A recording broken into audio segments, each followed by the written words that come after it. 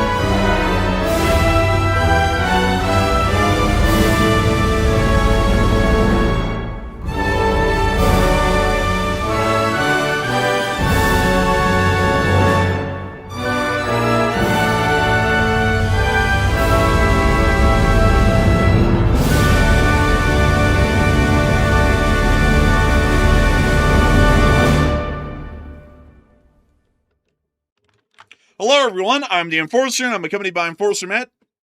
And good evening, folks. It's Enforcer Matt, and welcome back to day 1586 of the War News stream. And tonight we have very big news coming out of Russia and Ukraine, and also some pretty big news out of the Middle East as well. Right now we're seeing that a massive Ukrainian drone attack is now overwhelming Russian defenses, with a 400-plus drone swarm going all over several different regions of Russia. And right now the damage is coming out, and it's looking extremely ugly as of this evening. We're also seeing that Putin just got done trying to convince Belarus to attack NATO, and Lukashenko left and ran off to China, looking very, very freaked out and worried. And also, Putin is now preparing a plan to evacuate Crimea as a whole, not just the government, but also the population as well. But it's good to see you all once again. And of course, we're going to be covering the past 24 hours in the news from around the world, as we have been able to hear of significant developments within every corner of the globe, including Eastern Europe, the Middle East, and also some news from the far east of Russia over the course of this day, which is sizing up to be a very interesting day, to say the least. We have seen that as of just a small while ago, the Ukrainian armed forces have launched a massive drone attack consisting of over 400 drones into the Russian Federation, which is believed to be one of the largest one-way attack drone attacks that has been conducted by the armed forces of Ukraine over the entirety of the history of the war. At the exact same time, the Russian Federation is still dealing with the ailing fuel crisis throughout the entirety of the country, with Vladimir Putin admitting that today there is a fuel crisis within the Russian Federation, but according to his claims, it's not as bad as people are making it out to be. While he's made these claims throughout the entirety of western and eastern Russia, gas lines are now forming that are multiple miles long at most gas stations, and a large number of the gas stations in the country have no lines at all, as they have completely shut down due to a lack of fuel. Inside of Crimea, the Russian Federation is preparing for a potential evacuation of the entirety of the peninsula, as the supply situation has quite literally collapsed inside of the oblast over the course of the past few weeks in the major Ukrainian attacks that have been conducted at shipping routes and supply lines in and out of the peninsula, which has led the Crimean Peninsula without any food, fuel, electricity, or any other essentials for life of the military within the oblast, or for that matter, the citizenry, which are still in the millions within the area. The Russians are preparing to evacuate almost every single person inside of the Crimean Peninsula, except for absolutely essential coastal defense and air defense forces to be able to try and stop Ukrainian special forces from landing inside of Crimea. The Russians are also incredibly concerned that Ukrainian special forces are soon to conduct a raid to physically take the Kenburn spit, which has already by default fallen into Ukrainian hands due to the retreat of the 337th Regiment of the Russian Armed Forces just about a week ago. But the Russians are now saying that the Ukrainian special forces may land on the spit and actually use it, once again, much like Crimea, as a jumping pad for special forces teams to get into the rear lines of the Russian Armed Forces in Zaporizhzhia and Kherson and wreak absolute hell and havoc onto the Russian Armed Forces. We've also been able to see that right now at this moment there has been some strikes within Simferopol and also Kerch, with explosions being reported in Sevastopol as well, the wider sweep of Crimea being hit over the day. We've also been able to see that the refinery in Slavyansk na Kubani is continuing to burn in a humongous inferno and is billowing toxic black smoke over the entirety of the Krasnodar Krai Oblast. We've also been able to get additional reports that Lukashenko has finally re-emerged from the den after his amazing kielbasa dinner with Vladimir Putin and is now on his way to China. Many will know that when Nixon went to China, big things happened. I'm not really expecting a lot from Lukashenko going to China, but it appears that at the moment there was a significant attempt by the Russian government to encourage or persuade Lukashenko to actually support Putin's idea of conducting an invasion of northern Ukraine via Belarus. Vladimir Putin, the president of the Russian Federation, claimed that no such discussion was had, and Ukraine wasn't even brought up at all over the several days that Lukashenko was inside of Russia. But on the other hand, it is heavily believed that it was talked about and that Lukashenko may have been largely shaken down to see if he would agree to this sort of an invasion. Additionally, we've also been able to see that within the Middle East over the course of this day, we have gotten more news on the ongoing developments inside of the Republic of Iraq, as it does appear that the official story by the Iraqi government as of today is that the major arrests that were conducted last night and are still being conducted in the daylight hours today were a part of a larger anti-corruption campaign to be able to root out those who were apparently involved in alleged corruption and to arrest them and then hold them accountable for whatever crimes they have committed. At the moment, the Iraqi government has not been clear exactly what that corruption is or why they had to arrest all of them at the same time and roll the entire Iraqi army into the capital of Baghdad, but we're still trying to figure that one out, much like the rest of the world is right now. We've also been able to see that IRGC forces have retaliated against the Kurdistan or Kurdistani attack on the town of Bane, which led to the death of 2 IRGC members by shelling the area near to the border region today inside of Iraq in response. We've also been able to see that the United States and the United States and Iran have apparently pledged that all of the shooting over the past few days was just, a little bit of frustrations between the two sides, a little bit of a spousal conflict, and they're now going to be getting right back into the talks, and the shooting will stop once again as they try and get into the talks and take them seriously. Just several hours after that, the Israelis started to bombard southern Lebanon again with significant airstrikes via the Israeli Air Force, and we've also been able to hear that there's been continued ground operations by the IDF inside of southern Lebanon. At the same time, chaos is still permeating the streets of Beirut, as the Hezbollah officials have stated that any signed agreement with Israel will lead to a civil war inside of Lebanon, as Hezbollah will attempt to conduct an armed overthrow of the Lebanese government and the Lebanese armed forces, which protect the central Lebanese government. We've also been able to see that, according to the Israelis, they've also made a significant spat today against the Republic of Turkey, claiming that the Turks want Israel destroyed, and for that reason they heavily object to the United States selling our jets and our engines to the Republic of Turkey via our own decision.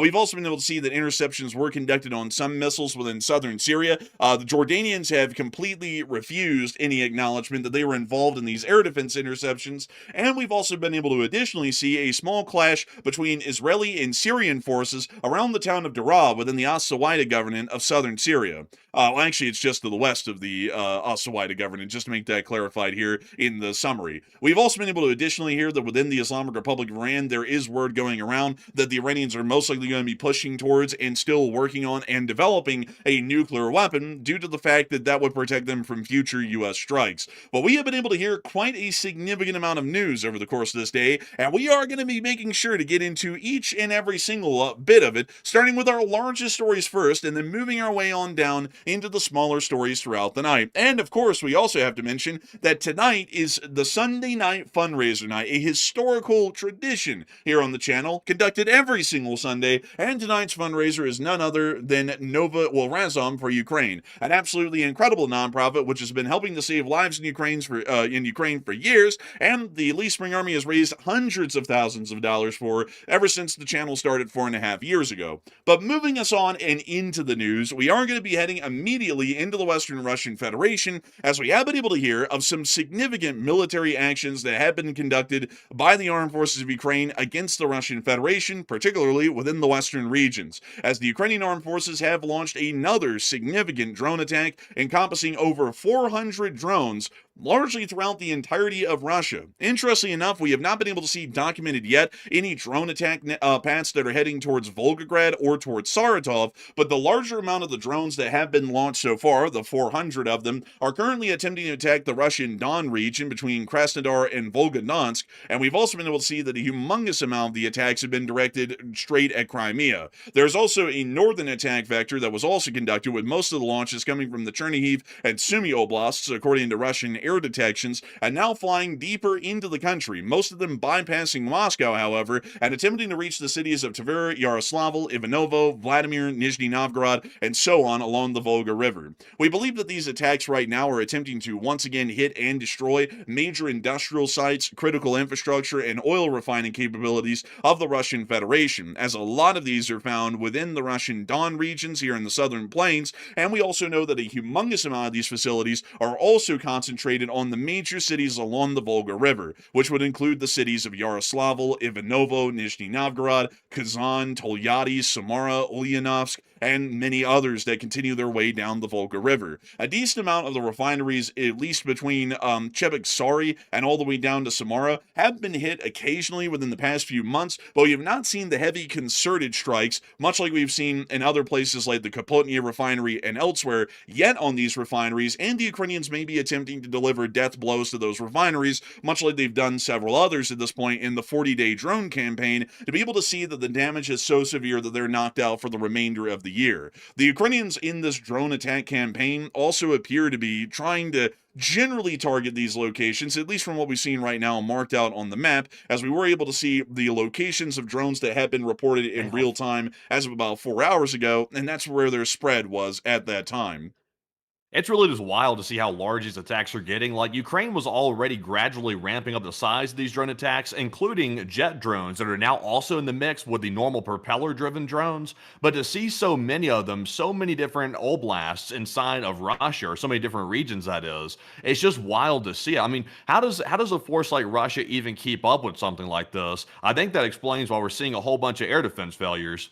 It really is something to note. And also, I would say that the reason why we're seeing that many of these drones make it pretty far in is that even in most of the populated, well, the quote unquote populated areas, and I have to put that in air marks there, areas of Western Russia, there isn't really a lot of populations to speak of in most of these areas. Like, for example, if we go to Ryazan here, the city of Ryazan is basically the only major city within the entirety of the Ryazan Oblast south of Moscow. If you look out here in the middle of nowhere, there are incredibly small villages and settlements throughout the whole of Western Russia, but there's really no major settlements to speak of where Russian air defenses could easily move to and base out of to be able to try and shoot down with machine guns, or even attempt to shoot down of the drones as they fly further into the country. And so it does look like the Ukrainians are taking advantage of the lack of infrastructure and the sparse populations that exist within Western Russia to be able to divert around major population centers, generally avoiding air defense fire until they get close to their final target, like, say, for example, Nizhny Novgorod, and that's when the drones will finally make the final flight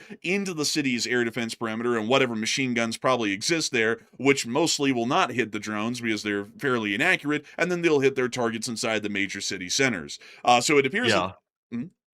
Well, also just think about it too. Like today, we're seeing 400 plus of these drones going into Russian territory, and I would imagine that this ramping up these drone attacks and the size of how many drones are going into Russia as a whole, that is part of Ukraine's 40-day plan to bring Russia's critical infrastructure to its knees, including the oil refineries, the oil depots, and other critical sites like that. So let's just say it's 400 drones per day. I mean, over that 40-day period, they're going to fire over 16,000 of these pretty decently sized drones at different Russian targets. That's 16,000 chances to take out as many possible critical infrastructure sites that they could possibly hit. I mean, that's really devastating if you think about it.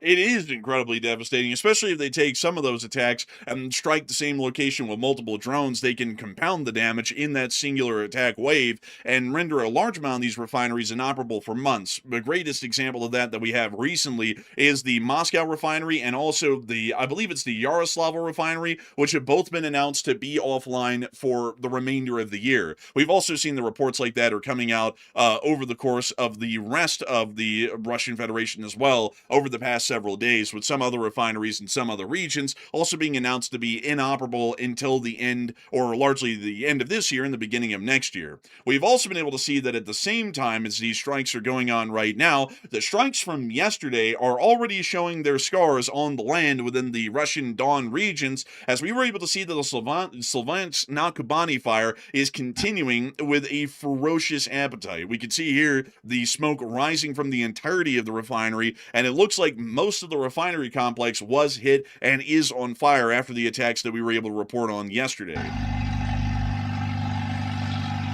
Don't mind the air compressor. Jeez. Honestly, man, for this to be a medium-sized refinery that was hit here in Slavyansk, I mean, that is a hell of a smoke plume off of that. I think they hit pretty much all of it. Like, all the different oil silos that were next to the refinery, they must have taken out all of them for the most part. I think they probably did. I mean, there's a large amount of them surrounding the entirety of the refinery. There's some to the north right here near to the smaller rail yard, and there's also some down here as well near to another rail yard that exists on the eastern side of the refinery. And it looks like Ukrainian drones strategically hit both the northern storage compounds and the southern storage compounds, and possibly even some of the tanks within the central area of the refinery, to try and spread out the damage as much as possible and to try and burn down as much of the facility as they could in this singular strike. We were able to confirm that several Ukrainian drones did hit the refinery in the attacks from yesterday, but we do not know the exact number. At least at the moment right now. It is believed that it was a larger than 3 drones that were able to impact the refinery, and I know that a lot of people are going to say, well, duh, it's obviously more than 3 drones. I mean, look at that fire. It's got to be more than 3. But beyond 3, we haven't been able to confirm an exact number. I would say, though, it's very safe to say that at least maybe 6 drones actually hit it, outside of the 3 that we've largely been hearing about and generally confirmed. And also, we have to say that eyewitness reports from the ground that a flamingo attacked the facility also appear to be uncredible as of today. It looks like, if anything, it was normal Ukrainian long-range attack drones that may have hit, propeller-driven ones, or there is a possibility that it could have been the cruise missile drone, the BARS variant, that also attacked the facility, which does have the sound of a jet engine coming from it, as it is jet-powered, and that could have led some eyewitnesses on the ground to believe that it was a BARS instead of an FP5 Flamingo, which is what they thought it was on the ground. We've also been able to see more footage of the refinery burning in this clip right here. We'll be muting this one, though, and just showing all the fire that was burning through the night down in Sloviansk na Kubani, which has now coated the entire sky in this thick black plume of smoke. Just insane, really. Ukraine's able to replicate this exact same attack across 2 ops. I think, what was the other one? Samara. Now they're hitting Slavyansk. I mean, just all over the place. Every single city with a refinery in it, pretty much could expect that they're going to probably have cancer rain at some point or another. Man, honestly, it is a pretty wild reality. And also, this satellite footage here also confirms largely what we were assuming a little bit earlier on air and talking about, that they hit basically every single oil storage tank on the northern and southern side of the refineries to try and maximize the damage. If you're in the middle of the refinery, however, good news, you will live, at least for now. But inhaling the smoke is generally not advised for one's health. So it does appear that at this time, the Sloviansk na Kubani refinery has largely been knocked entirely out of operation, and also the damage appears to be extensive enough that we may see that this refinery never comes online in any reasonable amount of time or throughout the rest of the war. Since the damage is so severe, it may take them requiring peacetime investments and also peacetime conditions to even begin to tackle the damage that's been caused to this refinery and to bring it back to operation. We also have this clip right here showing the smoke rising from the fires as well. Oh yeah, look at that. You can actually see there is the oil farm connected to the refinery itself. It looks like pretty much all the tanks are on fire. Like there's fires around virtually most of the tanks from what I can see. Yeah, it looks like multiple drones certainly did hit, because there are several epicenters of the fire down below inside the tank farm, showing that several drones hit this one side of the refinery alone. But outside of that, a lot of people are talking about this ongoing 400 drone attack on the Russian Federation and the damage that we're already seeing from yesterday's attack at Sovyansk-na-Kubani, which could only be described as purely destructive. And a lot of people are wondering whether these attacks are going to be becoming larger. These attacks are happening on the backdrop of Zelensky's order to the intelligence forces and the armed forces of the 40-day attack campaign against Russia to force them into a ceasefire in the conflict and to stop the war where it is right now. This is only the 4th day at this moment right now of this larger drone campaign, and many people are wondering right now whether this is just the beginning salvos of these attacks and whether they're going to become far larger, or if they're going to start becoming generally normal in size, around 400 drones a day. And Matthew, what are people thinking about that, and what are you thinking about that as well?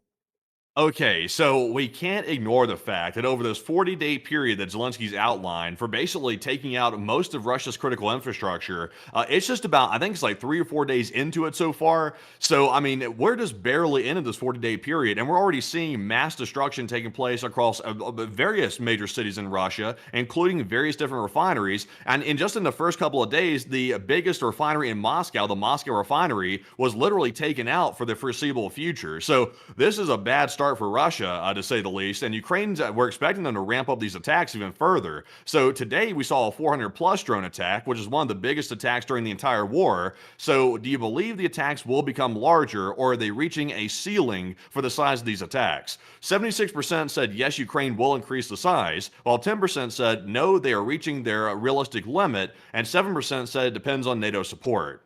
So we have to remember one thing. While Ukraine may have a massive amount of drone surplus right now, they have to make that last over a 40-day period. So they can't fire them all in one go. Otherwise, the 40-day period is not going to work out that well. So I think right now their bottleneck is whether or not Europe can produce enough drone components to manufacture and assemble enough of them to keep this pace up. And I would imagine Ukraine has probably mapped this out already when they announced the 40-day period. They've probably decided to do about 400 drones a day, and I would say they're probably at their operational limit for now, but in the coming years, if the war keeps going for that long, we could see Europe ramp up drone production even further, and then these attacks could become in the thousands per day. And at that point, I mean, I'm not even really sure at that point if Russia even has a chance in hell of defending against drone attacks that size. So I would say for now, they're probably at their limit just because they need to make these drones last for 40 plus days. But Enforcer, what say you? I would say that I'm actually with a 76%. I think that these attacks are going to be increasing in size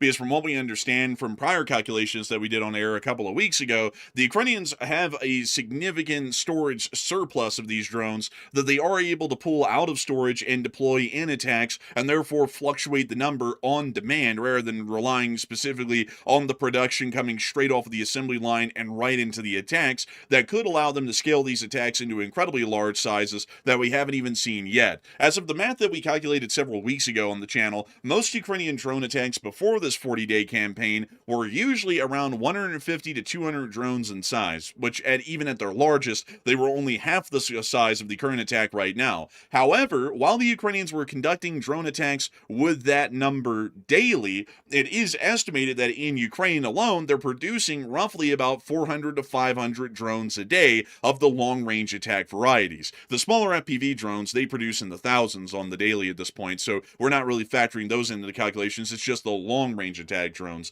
So if the Ukrainians are, say, hypothetically, producing 500, we'll go with the middle number, 450 drones a day inside of the state of Ukraine, not including all of the European manufacturers, and the Ukrainians were only using about 150 to 200 of those a day, and we'll also take the largest number there, 200 drones a day, that means that the Ukrainians had a surplus in production daily for months now of about 250 drones every single day. And they were able to take those 250 long-range attack drones and store them either in military facilities and bunkers throughout the country or in general storage units throughout the nation, so that way when the Ukrainians called upon them, they could go to those storage units, pull them out, and get them prepped and ready for their attacks, and then send them into Russia. So right now, if we're going off of those numbers, and once again, we're working off of all of the approximations and calculations that we made weeks ago at this point, the Ukrainians have thousands of these drones in storage, most likely, just from the production over the past, say, 8 months. And so the Ukrainians could certainly start to scale up these attacks, also considering that they're still producing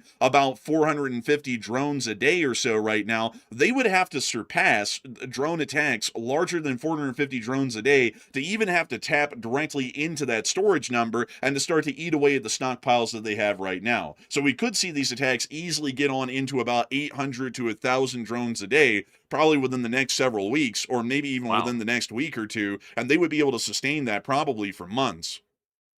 That's a pretty lofty goal right there. You could be right, because obviously there's a lot of unknowns with this. We don't know the exact production numbers that Ukraine currently fields at the moment with these drone productions. But the one thing that we can note is these attacks that Ukraine is conducting is now not just including the propeller-driven drones. It's now including the jet-powered drones, and also they're mixing in some cruise missiles like the Flamingo also in the mix as well. Not to mention the fact that Ukraine's currently working on finalizing their first ever ballistic missile that they will field as a country for the first time ever. And that's expected to go into service, I think, maybe in the next month or two. I believe that's the timeline right now, but I'm not totally clear on that at the moment. But they could be including ballistic missiles in there very soon as well. In fact, there's one of them right there. It's under production from Firepoint.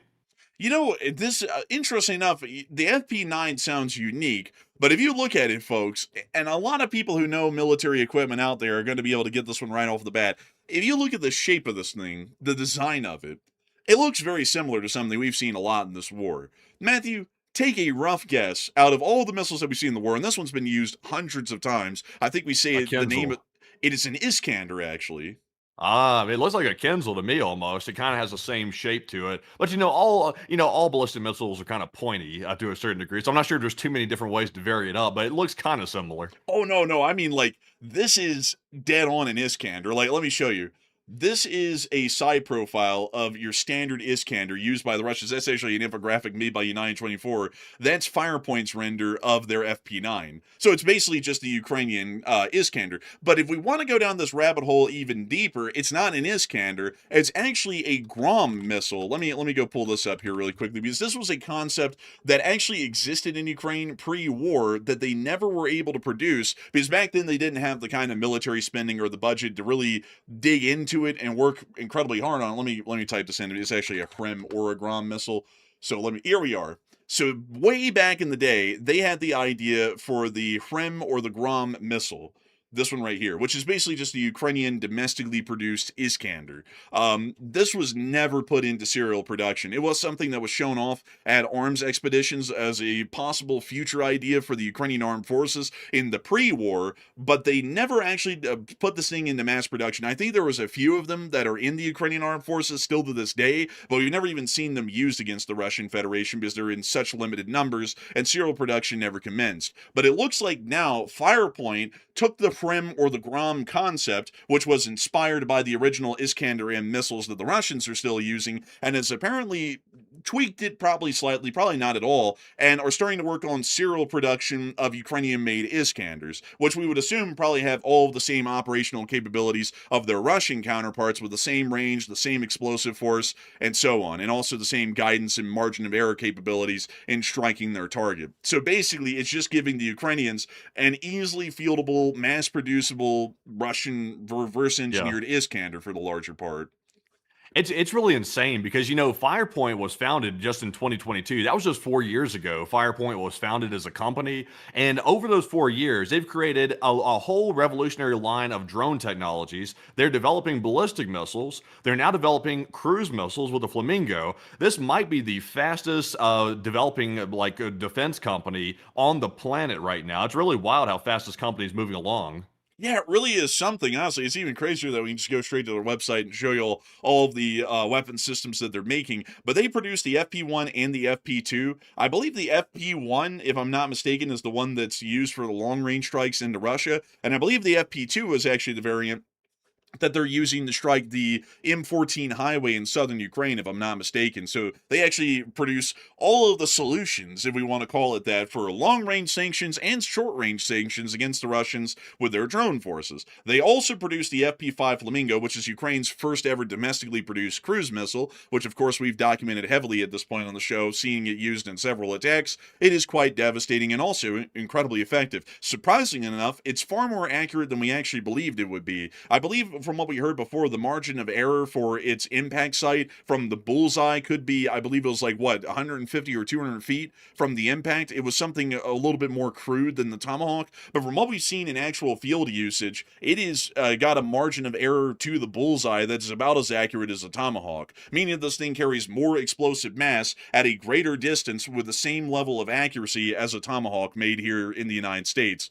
They also are working on the FP7, which we haven't really talked about a whole deal, and the reason why is because this is more so a medium range sort of a missile. It's not like the Flamingo or the FP1 or the FP9, which are designed for long range hits. This thing only has a maximum range of 200 kilometers, which is about 150 miles. So they can hit stuff within the near border area on the Russian frontier, but they wouldn't really be able to hit things even as far in as Moscow. This missile would, Yeah. at its maximum range, only make it halfway to Moscow. Yeah, and also, by the way, once Ukraine masters the ballistic missile technologies that they're currently working on, that we're looking at right here, that means they can pretty much manufacture their own ballistic missile interceptors for the most part, for air defense purposes. So at that point, they'll largely be pretty much completely reliant upon themselves for their own defense. Now, obviously, they have a whole bunch of Patriot launchers, so they'll probably still want Patriots to defend their airspace with those too, but they'll be able to supplement it with their own, meaning that the U.S. just can't pull the rug out from underneath them and leave them wide open. They can defend themselves on top of that. Yeah, it really is going to be something impressive. And also, if they ever get the ability to develop their own air defense system, because right now we know, like you were saying, that they're working on license production for their Patriots, but if they ever develop their own air defense system, which would be very expensive and very time consuming, so it'd be an absolute miracle if they did that quickly, but if they can develop one from the ground up with their own radars, sensor systems, targeting and acquisition radars, their own command systems, and also their own TELs with their own indigenously produced missiles, they will probably have a system comparable to the French SAMP-T or the German Iris-T, which are very similar to each other and are generally the large caliber air defense batteries of the French and German armed forces, and very comparable to that of the MIM 104 Patriot, which the Ukrainians rely on as their mainstay large caliber air defense system here in the modern day. But moving us on out of that whole rabbit hole about what the Ukrainians' long range attack capabilities are looking like and shaping up to, I think that this definitely can be sustained, and also these attacks will grow in size probably over the next several days or weeks, which we'll have to wait and see which one of us is right. We'll probably get a good and accurate count every single night of the drones that Ukraine is launching, and I can tell y'all that this attack today is one of the largest ones that we've seen of the war so far, around 400 drones being launched into Russia, and that's giving us an idea that they are continuing to grow these attacks in size and volume with each passing day of the 40-day order for the attacks.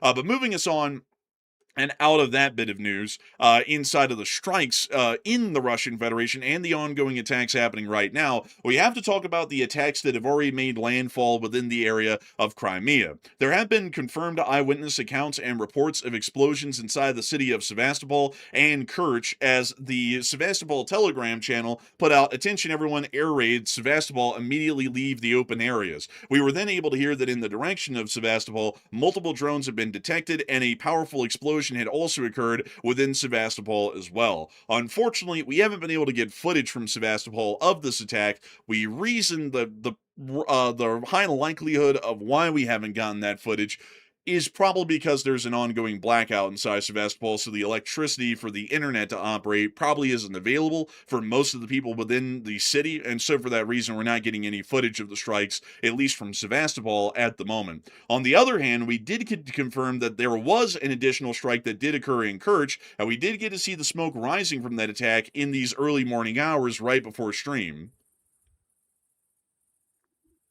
We don't know what was hit, however. We believe it was most likely some sort of a port facility that was hit within the area of Kerch, as that has been a high priority target for the Ukrainians, as unlike other targets that have been hit, say, throughout the areas of the Western Russian Federation and the oil depots and the gas facilities and whatnot, the area of Kerch is important to hit for the supply line that it provides via the strait. The port of Kavkaz and the port of Kerch create the two supply nodes that allow for fuel and other vital supplies to be able to ship from one side of the strait to the other. And while a lot of these ferries have already been hit in prior days, it appears that the Russians are still attempting to use it as a major supply route, and for this reason, the Ukrainians are continuing to direct their attacks towards the ferries and ports to make sure that these supplies are as greatly impeded as possible from making it from Kavkaz to Kerch and then to their end destination somewhere inside of Crimea. Outside of that, we've also been able to hear that within the city of Simferopol, there has been some major breaking news that has been coming out from this area.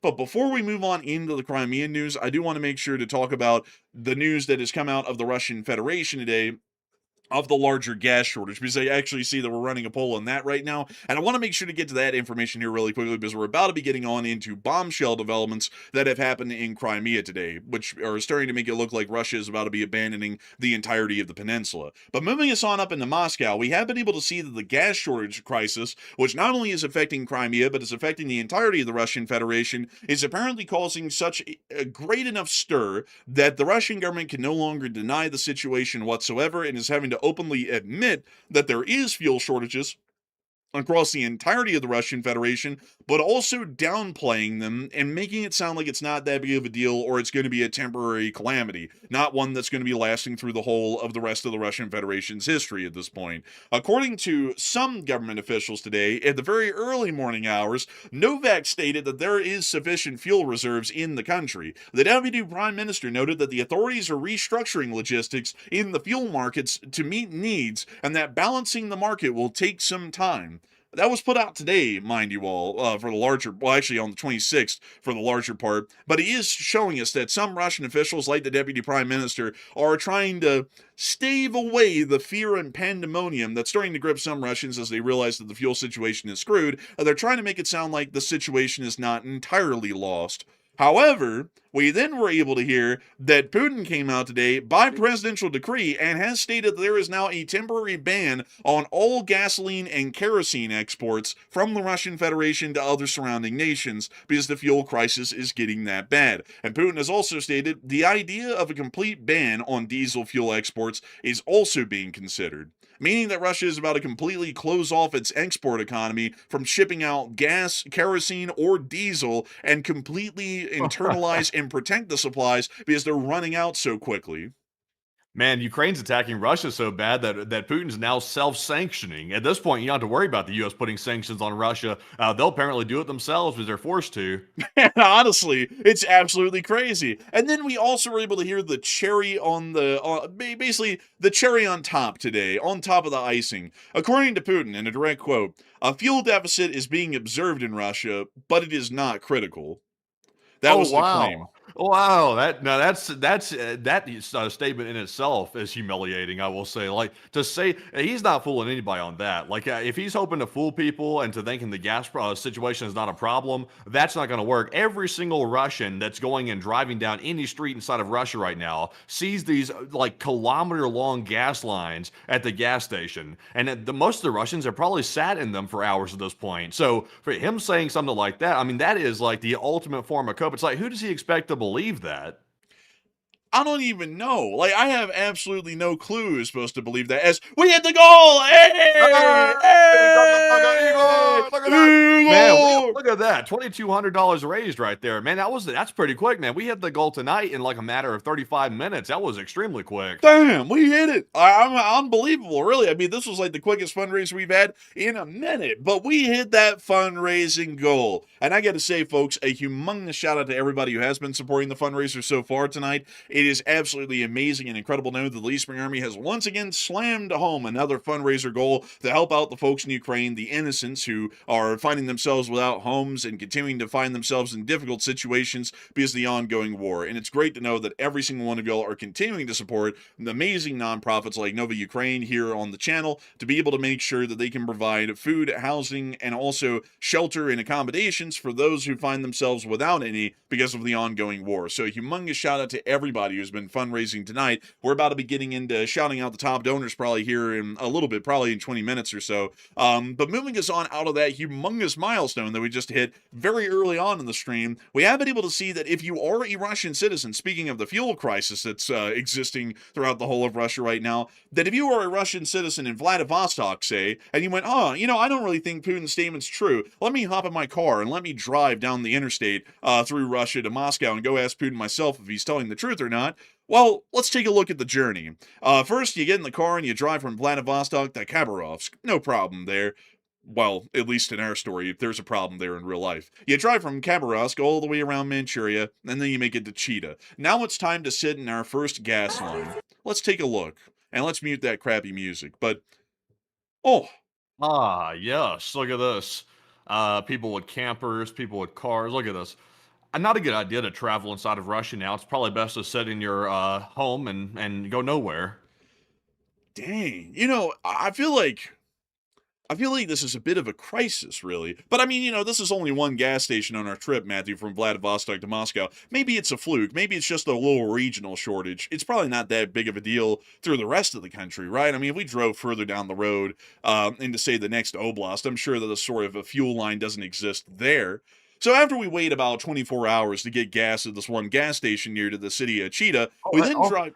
Also, real quick before you move on, did you notice there that they're not distinguishing between commercial trucks or like normal like civilian vehicles from getting gas? They're not separating the two. A huge portion of that line that we just saw in that video was civilian vehicles at the front, and then like it looked like dozens of commercial trucks at the rear. So you would think they would prioritize the commercial trucks because if those can't get gas, then whatever like goods they have on board are going to rot in the back of the trailer, and they're not going to be able to make it to the grocery stores. You would think they would, and I think they're supposed to, actually, but it doesn't look like they are. It looks like they're making them wait in line with everyone else, or the actual system to queue properly doesn't really exist, and because of that, they also get stuck in the line even when they're not supposed to be, and they're supposed to be prioritized. We also got to see, further down the road, of course on our way to Moscow, you know, we drive from Chita, and then we finally make it to the amazing town of Ulan-Ude, and we also see here that many of people, they fiend for the gas.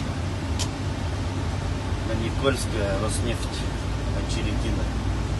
endless amount of semis, once again. Блять, тоже понаставали, ни окошек, нихуя не оставляют. Ёбаный в рот, блядь. He's cussing on the radio. He's getting foul on that radio, man. I heard a cuss word or two in the mix. Man, this guy's getting hailed by the Russian Navy, bro. Like, why in the world did that sound like a naval intercom, man? He said, "Ихра, бля, датсака, бля." Man, that's like, bro. It's like, man, this guy's out on the high seas or something out here. Also, we can see that normal passage down the road, it's say normal road speeds, is also impossible now because most of the trucks that are waiting in the line are blocking the active lane of traffic. So everybody's having to hug the shoulder over here, basically almost going off-road. And these trucks are having to skirt down the middle of the street, which is also creating a multi-mile-long traffic jam for anyone who doesn't need gas, and they're just trying to get on through the area. What a mess. Что здесь неделю, пацаны, будете жить? Он так не говорит, пойдет, вы разъедешься. Oh, a lot of these are Chinese, actually. Do you see that? Yeah, I was wondering. I was seeing there's like 2 or 3 trucks there that had the Chinese like riding on the side of it right there. I wonder if those trailers are simply bought from China or are these trucks actually transporting goods actually from China? Probably transporting goods from China, probably, is what I would assume. Because, Russia does rely heavily on Chinese imports of most every other good that Russia does not produce, which is most everything. Because, unlike what a lot of people believe, or a lot of people think that the U.S. is the only country that imports Chinese junk en masse, Russia literally lives and dies on Chinese junk. They have to have it shipped in because Russia hardly produces any consumer goods to speak of, or any recreational items for that matter either that people might buy. So, most of that stuff also has to be imported from China, so they might just be shipping normal goods in from China, or it might be those dual purpose goods, if you know what I mean. Uh-huh. It's like how the hell do we know what they're sending over the border? It's like everybody always talks about, well, how would China get like weapons to Russia? It's like, I mean, they could put them in the back of normal looking semis and just simply truck it over to the Russians, and nobody would be the wiser. Man, it really honestly is it's a fact. It could be the case. I mean, just look at this line. It's unbelievable, really. Ебать, ебать. Oh, bro, that guy went, yeah, bud.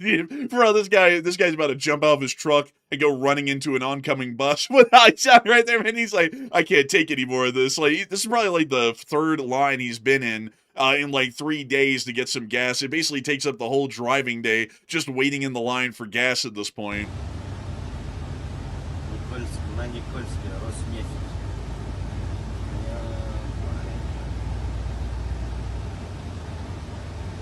Мне показалось, как будто там один смотрел на нас прям с такой Wait a minute.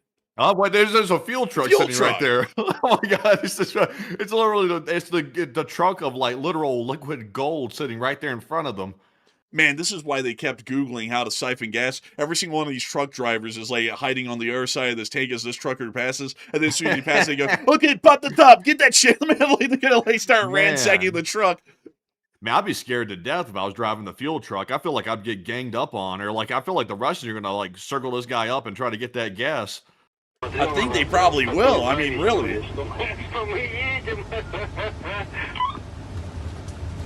This guy's losing on the radio right here. He's losing his mind.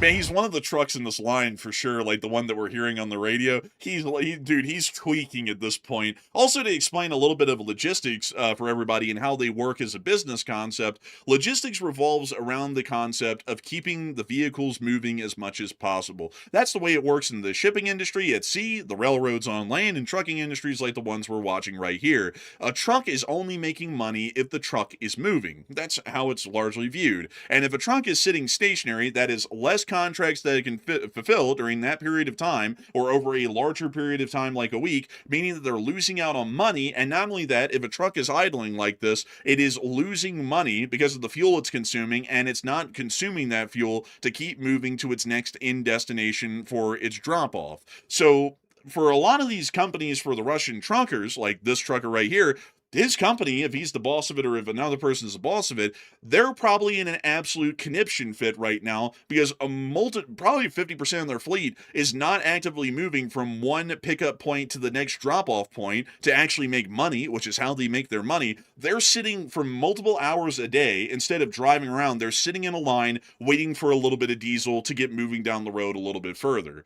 And that is an absolute death nail for most logistics companies. If that keeps up for a good period of time, a lot of these trucking companies could just go under, not only from the price of diesel inside the Russian Federation, but also to the fact that they're hardly fulfilling any contracts over any period of time to try and even break even. But getting us on through the remainder of this clip, we can finally see the gas station up ahead right here, and the endless line of cars that are also trying to get gas as well. And even more semis. Oh, damn, that was an ugly Bahaka. Dude, that thing is absolutely beat to death. Oh man, I mean that's the ones right there. I'm not sure if y'all have ever seen this before, but the logging camps that the North Koreans work at inside of Russia and like the more rural regions of Russia, they use those old beat up looking Bahankas that look just like that one right there. It's almost like a North Korean work truck. It could be. I mean, this is kind of like in that area, really. So it could be a North Korean. Из-за вас это все, из-за вас. Oh my God. Прекратите. Dude, it's топливо endless. набирать. Just at this one. This is the second gas station on the highway to Moscow, mind you all. Man, do you notice this red cap this dude has in the center of this truck on the dash, by the way? Did you notice that when he panned over a second ago? See, I'm trying to back up to it. Yeah, right there. Yeah, it kind of looks familiar to another cap that people might be familiar with. When they scanned across a minute ago, I was having to do a double take. I was like, what the hell is this hat that he's got sitting in the center? I don't know what it says on it, but it looks vaguely reminiscent of something else. Make Russia great again. But anyways, moving us on out of this clip. This story continues in every city, at every gas station, in every town, on every road, on every highway in Russia.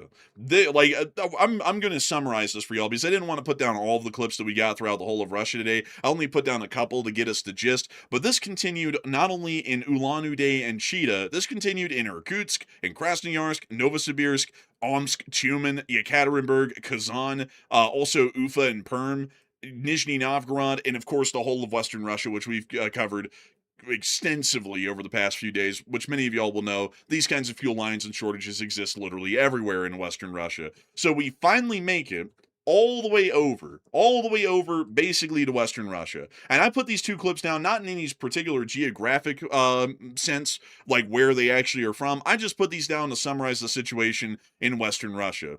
Black markets are appearing left and right now to sell this gas. People are actually going and apparently bribing the gas station attendants to go load up these giant vats of gas so they can then go out and resell it for an even larger amount. And I'm gonna let y'all just listen to what happens in this clip. Y'all can read the subtitles if y'all like, but I'm just gonna let y'all listen to the emotions in this clip from everybody because it sounds like everyone's turning into a powder keg in Russia waiting to explode at this point. It is crazy. So here's the clip. Смотрите, братья, здесь вопрос такой, по 10 или по 20 литров разливать. Просто здесь Скажешь, так и сделаем, брат. по 10. Смотри, первый. Второй момент. Кто на иномарках, кто молодые, у кого нужды нету, сразу прошу, братья, чтобы всем нуждающим, реально искренне, кто нуждающий, чтобы те получили, чтобы лишнее, чтобы одно имеется в виду, вы же поняли, что я имею в виду? Чтобы не было такого, чтобы люди, которые вот молодые пацаны, которые там тут ездят по поселкам, чтобы они набирали, а реально, вот здесь девушка стоит с больным ребенком, я думаю, в первую очередь можно ее даже пропустить. Так и записали ее первую. Да, чтобы она на жаре не стояла. По 2 круга никто не делал, братья. Да, по 2, чтобы здесь 10 литров на честном слове. Man, they're all talking like wolves from the slaughter, man. This guy's like the rabbit. He's like, okay, everybody, just yeah, limit, whatever, yeah, let us have it. Like, man, like everyone's doing That's that. crazy, man. This dude's basically like the town crier giving a speech to the hungry wolves down there wanting gasoline. It's like this dude's in a precarious spot. I mean, these people could jump this dude and just take his gas if they wanted to. So he's outnumbered quite a bit. But yeah, it's weird though. Also, what's considered a nice car in Russia? This guy said the nice young lads with the nice cars. Like what is that considered in Russia? A Honda Civic, probably. I mean, like that's what I think is a nice car in Russia. Maybe. He said those young lads that are going around partying, you're not getting any gas. It goes to this lady over here that we can't see on the camera. She's got a sick child or something. They're like, yeah. Let's get it. Let's get the gas. But the video keeps going on, and you just keep hearing the tensions in this whole interaction. Like, not even needing to know the language or reading the subtitles. You can just listen to them and hear the tension. Чтобы здесь 300 канистр в руках не держать тоже. Чисто 10 литров тогда сделаем, чтобы всем хватило. Брат, можно сказать, да? Да. Смотри, брат, вот здесь, которые люди с утра, которые стояли, вот здесь, чтобы честно было, вот здесь список. Смотрите, братья, по этому поводу тоже скажу, Эта женщина в списке первая. Смотрите, братья, по этому поводу тоже скажу. Здесь с утра я в видео никому не говорю. Вот здесь мне 1000 людей звонят, возмущаются. Мы здесь с утра стоим, уразу держим. Здесь я тоже уразу, здесь все уразу держат. Ну, я время не назначал. Я написал 4 вечера, вот час.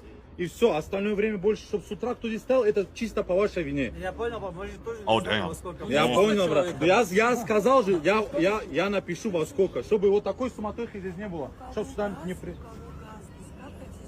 И так пойдет. Man, this dude right here has no idea how much danger he's in doing this right here, especially being by himself or with like very little backup whatsoever. And completely, he appears to be unarmed to a large degree. I mean, the crowd's in there making accusations at him. Also, is this guy trying to sell the gas, or is he's surely not just giving it away? He's basically a scalper on the black market. Like, this is a little black market setup they have in this unnamed town in western Russia, where he said, I'm going to show up at 4 with the fuel, which he's stored in vats because he hoarded it. We'll get into the clips showing people hoarding the stuff in the very same vats here in a minute, but he hoarded it in a vat. We don't know how he did that because technically there is no gas station in western Russia right now that allows for anyone to even get this kind of amount of gas and put it in a vat like that. So I'm supposing, because bribery is the way of life in Russia, he might have bribed some gas station attendants so that way he could just get the pump, just stick it right in the vat, and then fill the thing up with however much he wanted, and then go resell it. And of course, Matthew had to say allegedly. Yeah, that's what we're assuming. Like that's generally the situation that we're taking as an assumption,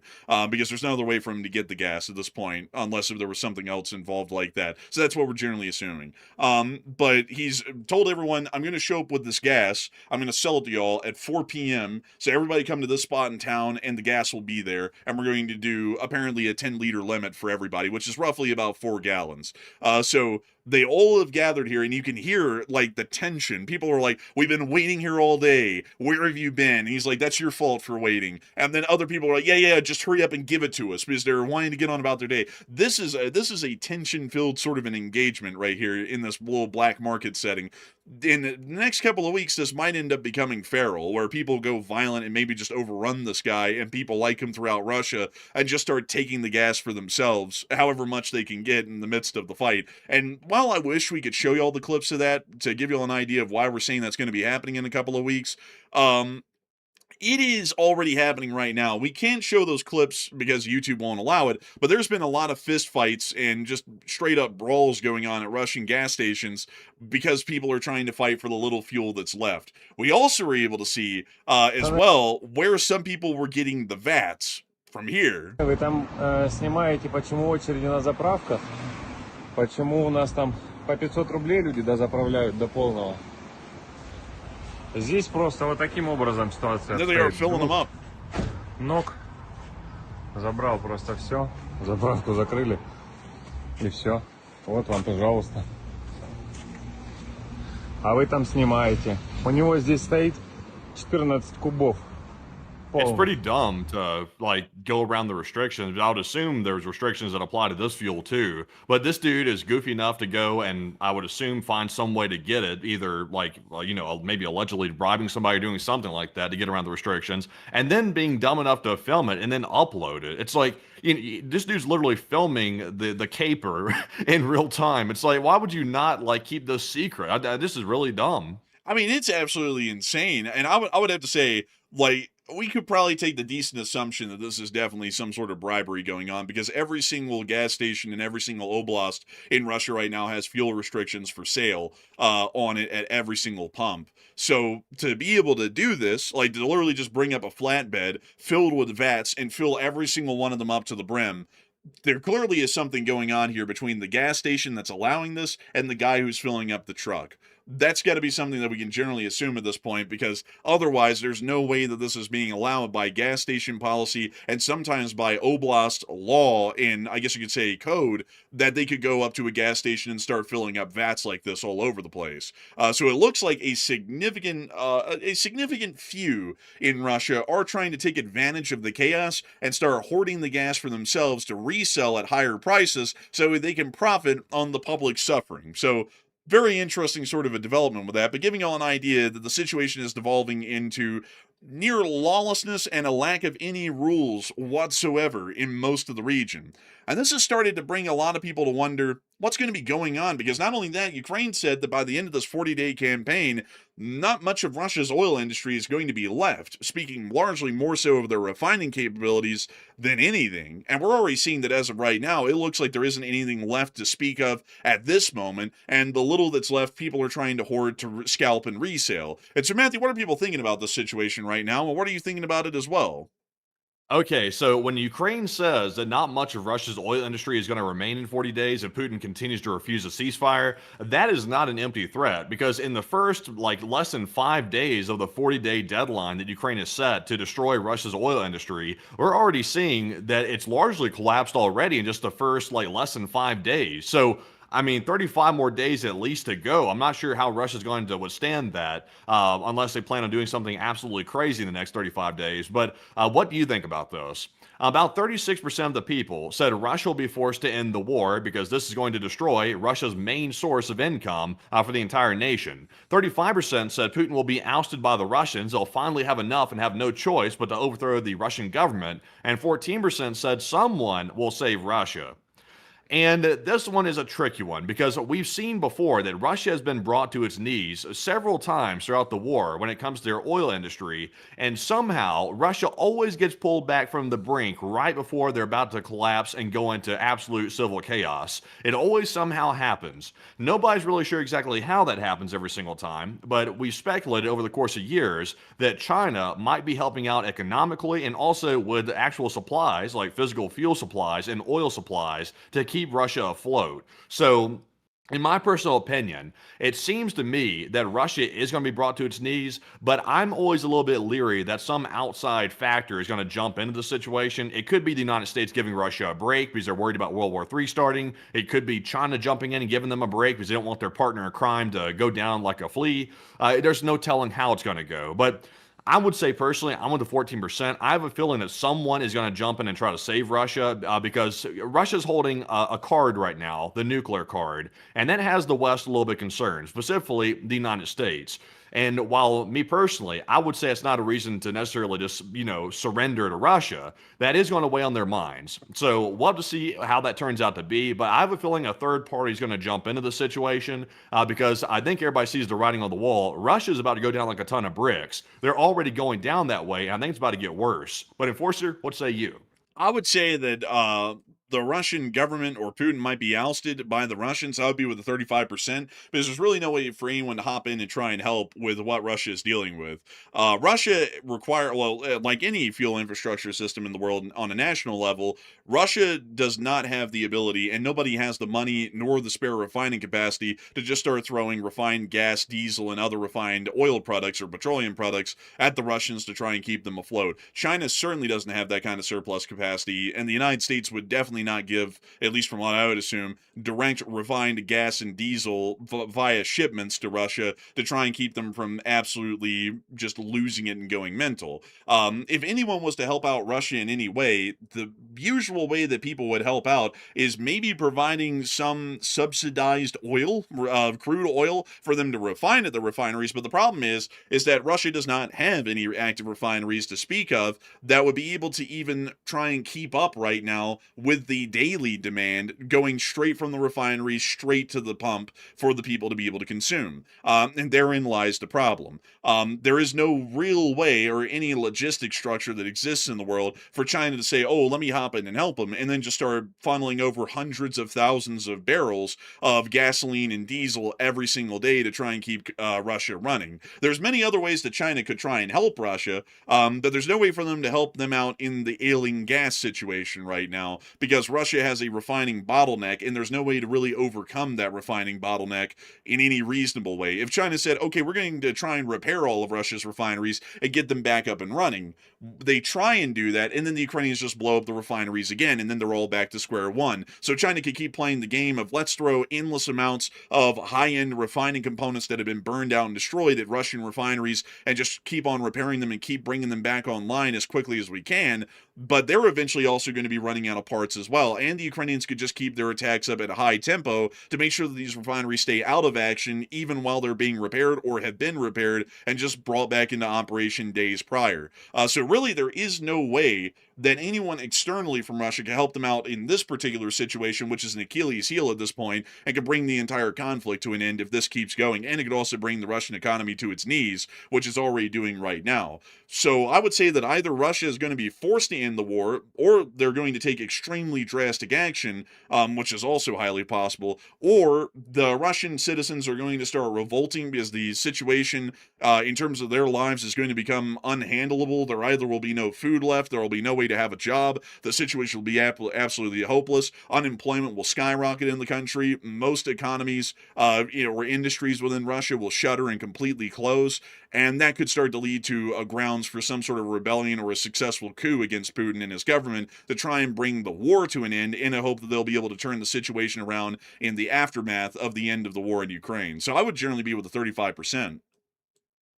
But couldn't, like, for example, let's just say we're focusing on China right now. Let's say, Belarus is already providing some gasoline supplies, refined gasoline that is. They're refining oil in Belarus and they're shipping, I believe, gasoline to Russia. But Belarus has a limited refining capacity. They're not a huge refining power like that, so there's a bit of a bottleneck there. Russia can only lean on Belarus so much for that, and then there's a ceiling to it. I think they've already reached that ceiling as it is right now. So China could technically truck gasoline into Russia, but that's a little bit complicated logistically because they're trucking it in way on the other end of Russia. And they need to get it to the western part of Russia where they need the gas right now. So that's a logistical issue. But I mean, there is the sea routes. Like, for example, countries could ship gasoline pre-refined to Russia. Now, granted, that's also a little bit unrealistic as well, because usually you bring in the crude, then you refine it on the spot, and then they distribute it with the local distribution systems inside of the country. But they could ship it. I mean, that's a possibility. Let's say Iran, all these different countries start shipping Russia gasoline. I mean, it seems like they could make a dent in the problem. One second, I want to pull something up here because I'm getting some numbers, just making sure to double check some stuff.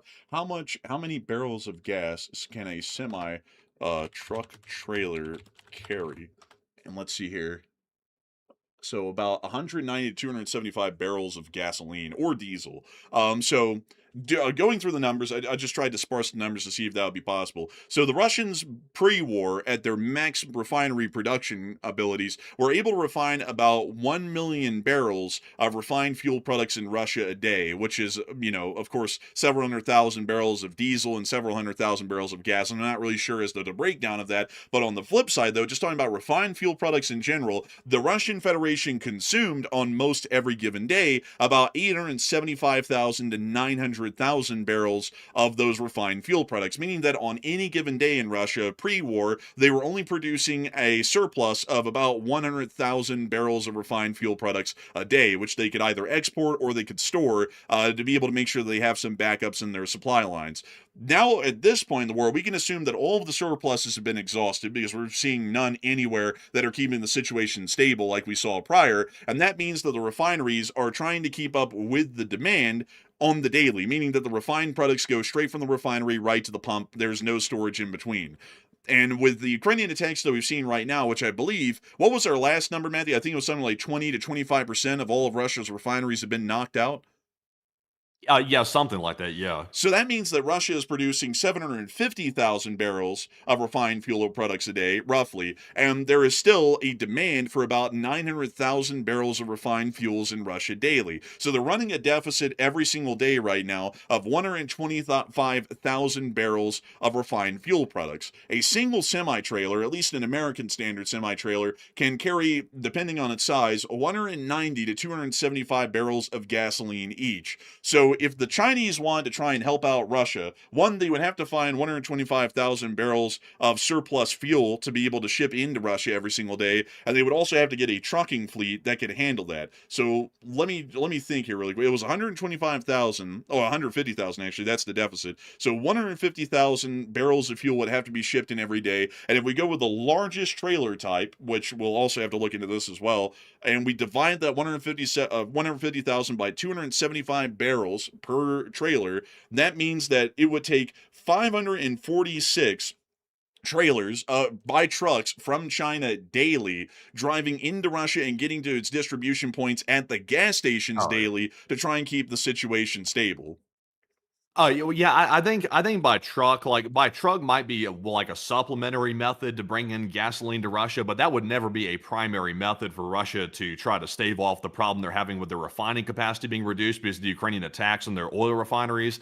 I think it would have to be by vessel. Like it would have to be by vessel that Russia's bringing in the gasoline. That's the only way to really to move that much liquid in large numbers and scale is by ship. So really, I think out of all the options, I mean, they could just ship it by vessel from India and China. I mean, they are setting up with India right now a huge exchange. Russia's shipping crude oil to India. India's then refining that into gasoline, and then India ships it back to Russia as refined gasoline products. That's already being set up as we speak. So they might try to hurry up and ramp that up with India, where they're getting that quicker. But I mean, that's still a pretty long route to take by ship to get that gasoline up there. I mean, that's a pretty long ways off, even if they get that set up right now.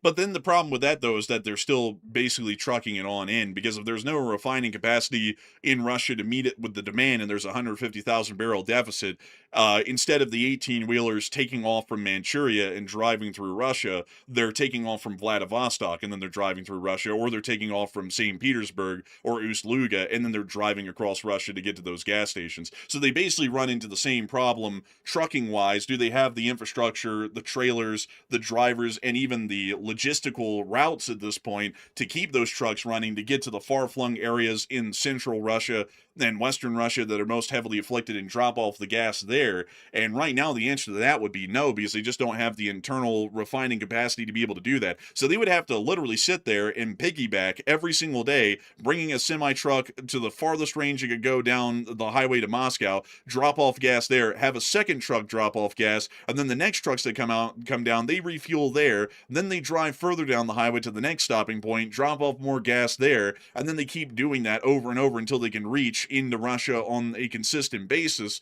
which would probably require even more trailers than we're speaking of right now, probably twice or three times the volume, or even more to just keep up with the empty deadheaders that would be driving back from a place like, say, Omsk, going all the way back to St. Petersburg or Vladivostok to pick up more empty, meaning they're not moving gas in that kind of a timetable. Yeah, I'll be honest. Like, I'm trying to come up with ways that Russia might solve the problem, but the more I'm hearing you explain it, the more I'm thinking about it. It seems like this problem might not really be solvable. Like, if Ukraine keeps hitting what they've already committed to hit over the next 40 days, the rest of Russia's refineries, also their oil depots, and they're also their fuel depots too, that already store refined gasoline products.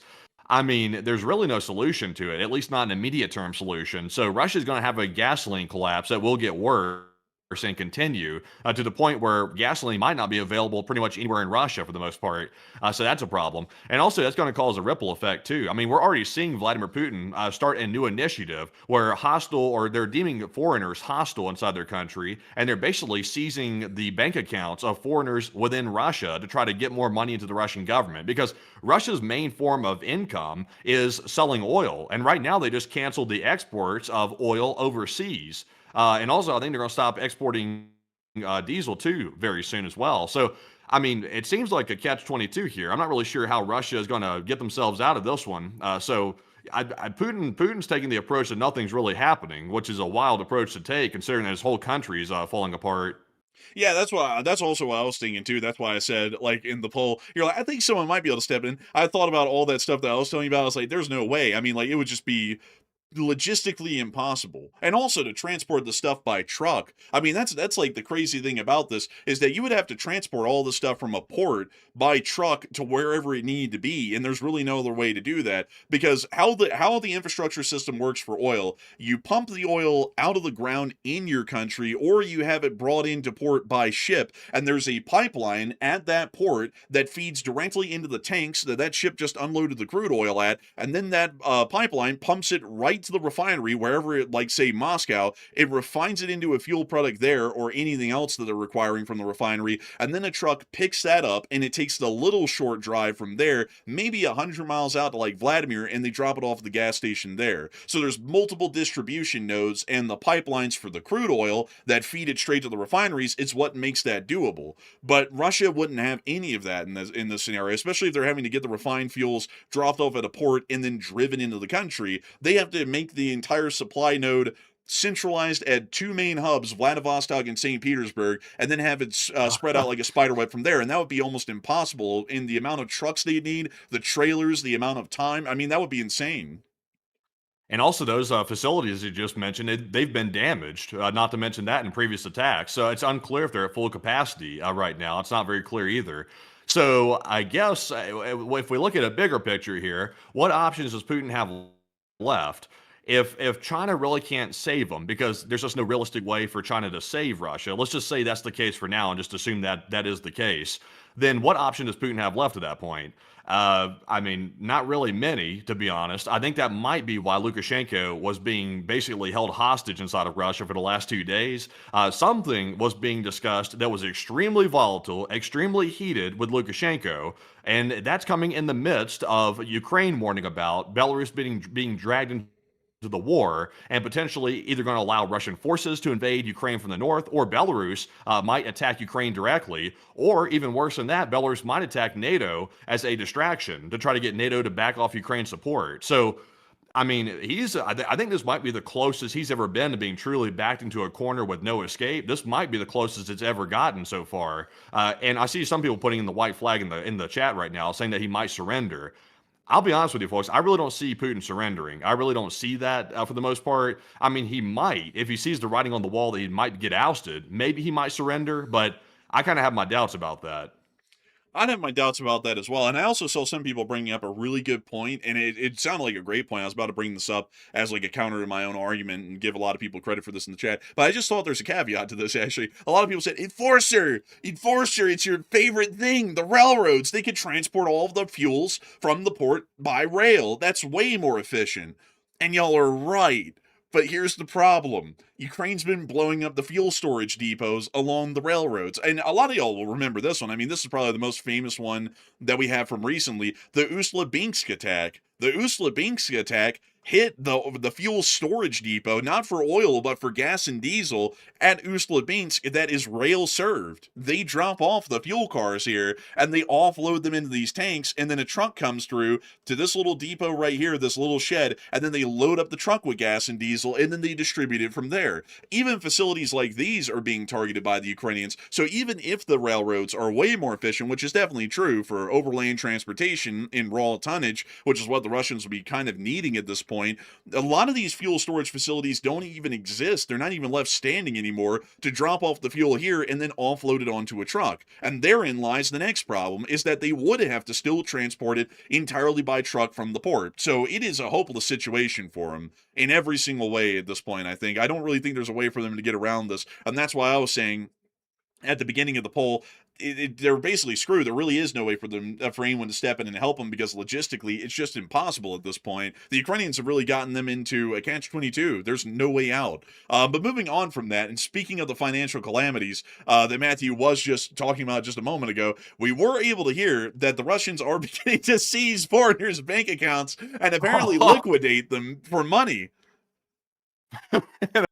That's insane. You remember, by the way, I mean, it was just like, I think it was like 2 or 3 months ago, Putin was like putting out a message talking about that the oligarchs need to make donations to the Russian government. You remember that? Like, he was saying that they need to make donations. Like, you remember that whole that yeah, whole I remember story? that. Yeah, and that was the thing. Everybody was like, what the hell? Like, make donations to the government. Like, that's a bad sign. Then we saw all these companies across Russia start to reduce their work weeks. Also, some companies going under inside of Russia. Now Russia's essentially stealing the bank accounts and the cash money in those accounts of foreigners living within Russia. So much for those traditional values, I guess. Man, so many Americans say, man, Russia's such a good country. I'm moving there. Now they're poor. Oh, man, I gotta tell you, man, the Russians really know how to basically shoot everybody in the foot that ever, like, cheers for them, like, cheerleads for them. They always end up screwing them over. I gotta say, the biggest anti-PR campaign against Russia is the Russian government and how they react to foreigners and whatnot. And that's not even to mention all of the foreigners that were pressed into service, basically mobilized to fight in the war in Ukraine, or better yet, another good one is arresting all the foreigners that move there, saying that Russia's good, and then they get arrested because the Russians allege that they're spies that have come from America to try and tear down their country. That's also another one to boot, a really good one right there. It's like, also, by the way, it's like what kind of logic is that? They're saying that these foreigners have moved to Russia to live there, that have their money in a Russian bank. They're saying, oh, these people seem unfriendly, even though they've literally done nothing. So we're just going to freeze their money until we deem that they're friendly again. It's like, what good is freezing their money? It's like they got to live. It's like, you know, what they're supposed to just starve over there or something because they're unfriendly? I mean, this is a very weak front to take the money of foreigners. I mean, this is obviously because the Russian government's going broke. Man, you better have a couple of Americans out there, man, who took the Kool-Aid, sitting there with a little tin cup, spare change, man. But there ain't gonna be no spare change to go around because everybody's broke over there. So you know, not looking good for them whatsoever inside of Russia right now. Also, a couple of more things that we have to talk about here is that apparently Lukashenko did leave, but we'll be getting into the story in greater detail here in a little bit once we get to Belarus. But according to Putin, he said that they didn't discuss anything about Ukraine in between the meeting of Lukashenko and Putin. That is straight up BS. You know that was the only thing they talked about because Russia's literally struggling to even breathe right now. They're almost drowning in the attacks that Ukraine's conducting against them. So clearly they brought that up, but they're denying that it was ever even spoke of. So there's a reason that they're not admitting that that was spoken of. But anyways, with that, it is time for us to get on into the rest of the news that we have for the day, and we are going to be briefly dropping down into the Middle East and talking about what's been going on down here because, like every day, the Middle East has got something going on. But before we get into that, I do have to say a humongous thanks to everybody who has been watching so far tonight. And I also got to say a humongous thanks to everybody who has supported the fundraiser tonight. We have gotten up to a whopping $2.6 thousand raised almost. We're $7 short of $2.6 thousand for Razum for Ukraine. And I got to say a humongous thanks to everybody who has been supporting that fundraiser tonight. And also a humongous thanks to everybody who has been here watching tonight. We've had a peak viewership of 19,500 people here tonight. And 87,000 people have watched this stream in the first hour and 20 minutes. And before we get on into the rest of our news in the Middle East and the big news coming out of Eastern Europe with the war in Ukraine, I do want to make sure that we take a brief moment to get to chit-chat with at least three of y'all and get to answer a couple of questions. And also to name off those top donors of the fundraiser tonight. So Matthew, what do we got?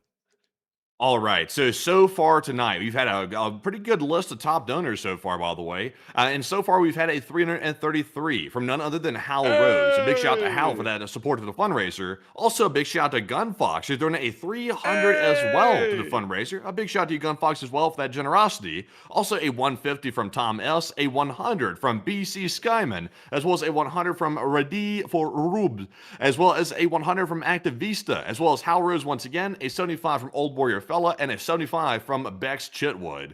And so far, those are the top donors of the night. But once again, a huge shout out to literally everybody that has donated tonight to the fundraiser to help those in Ukraine. We do appreciate that very much. And tonight was actually like a modern record, I guess you could say.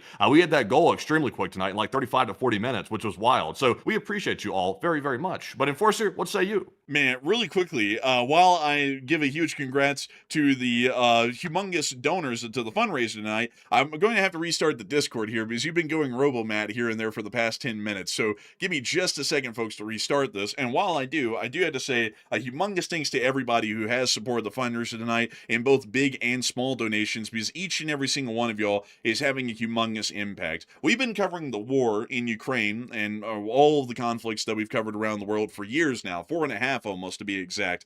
And yet, time and time again, every single Sunday, the Lee Spring Army rallies together, even with it being 1,586 days in the war, and they support the fundraisers and blow them well past their fundraiser goals.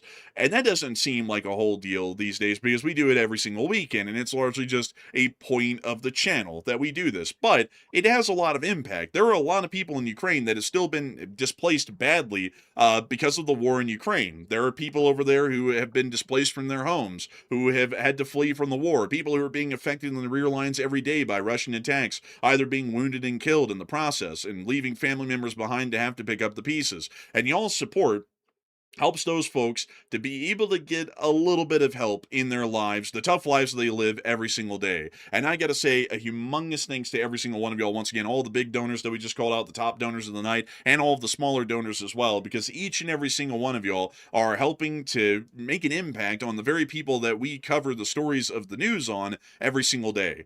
So a humongous thanks to y'all so much once again. And with that, it is time for us to get 3 questions from the chat. So what do we got? All right. So moving, and also by the way, am I coming through clearly now? It You're looks coming like I through am. clearly now. I mean, back in the day, Good. man, you were like patchy, kind of patchy.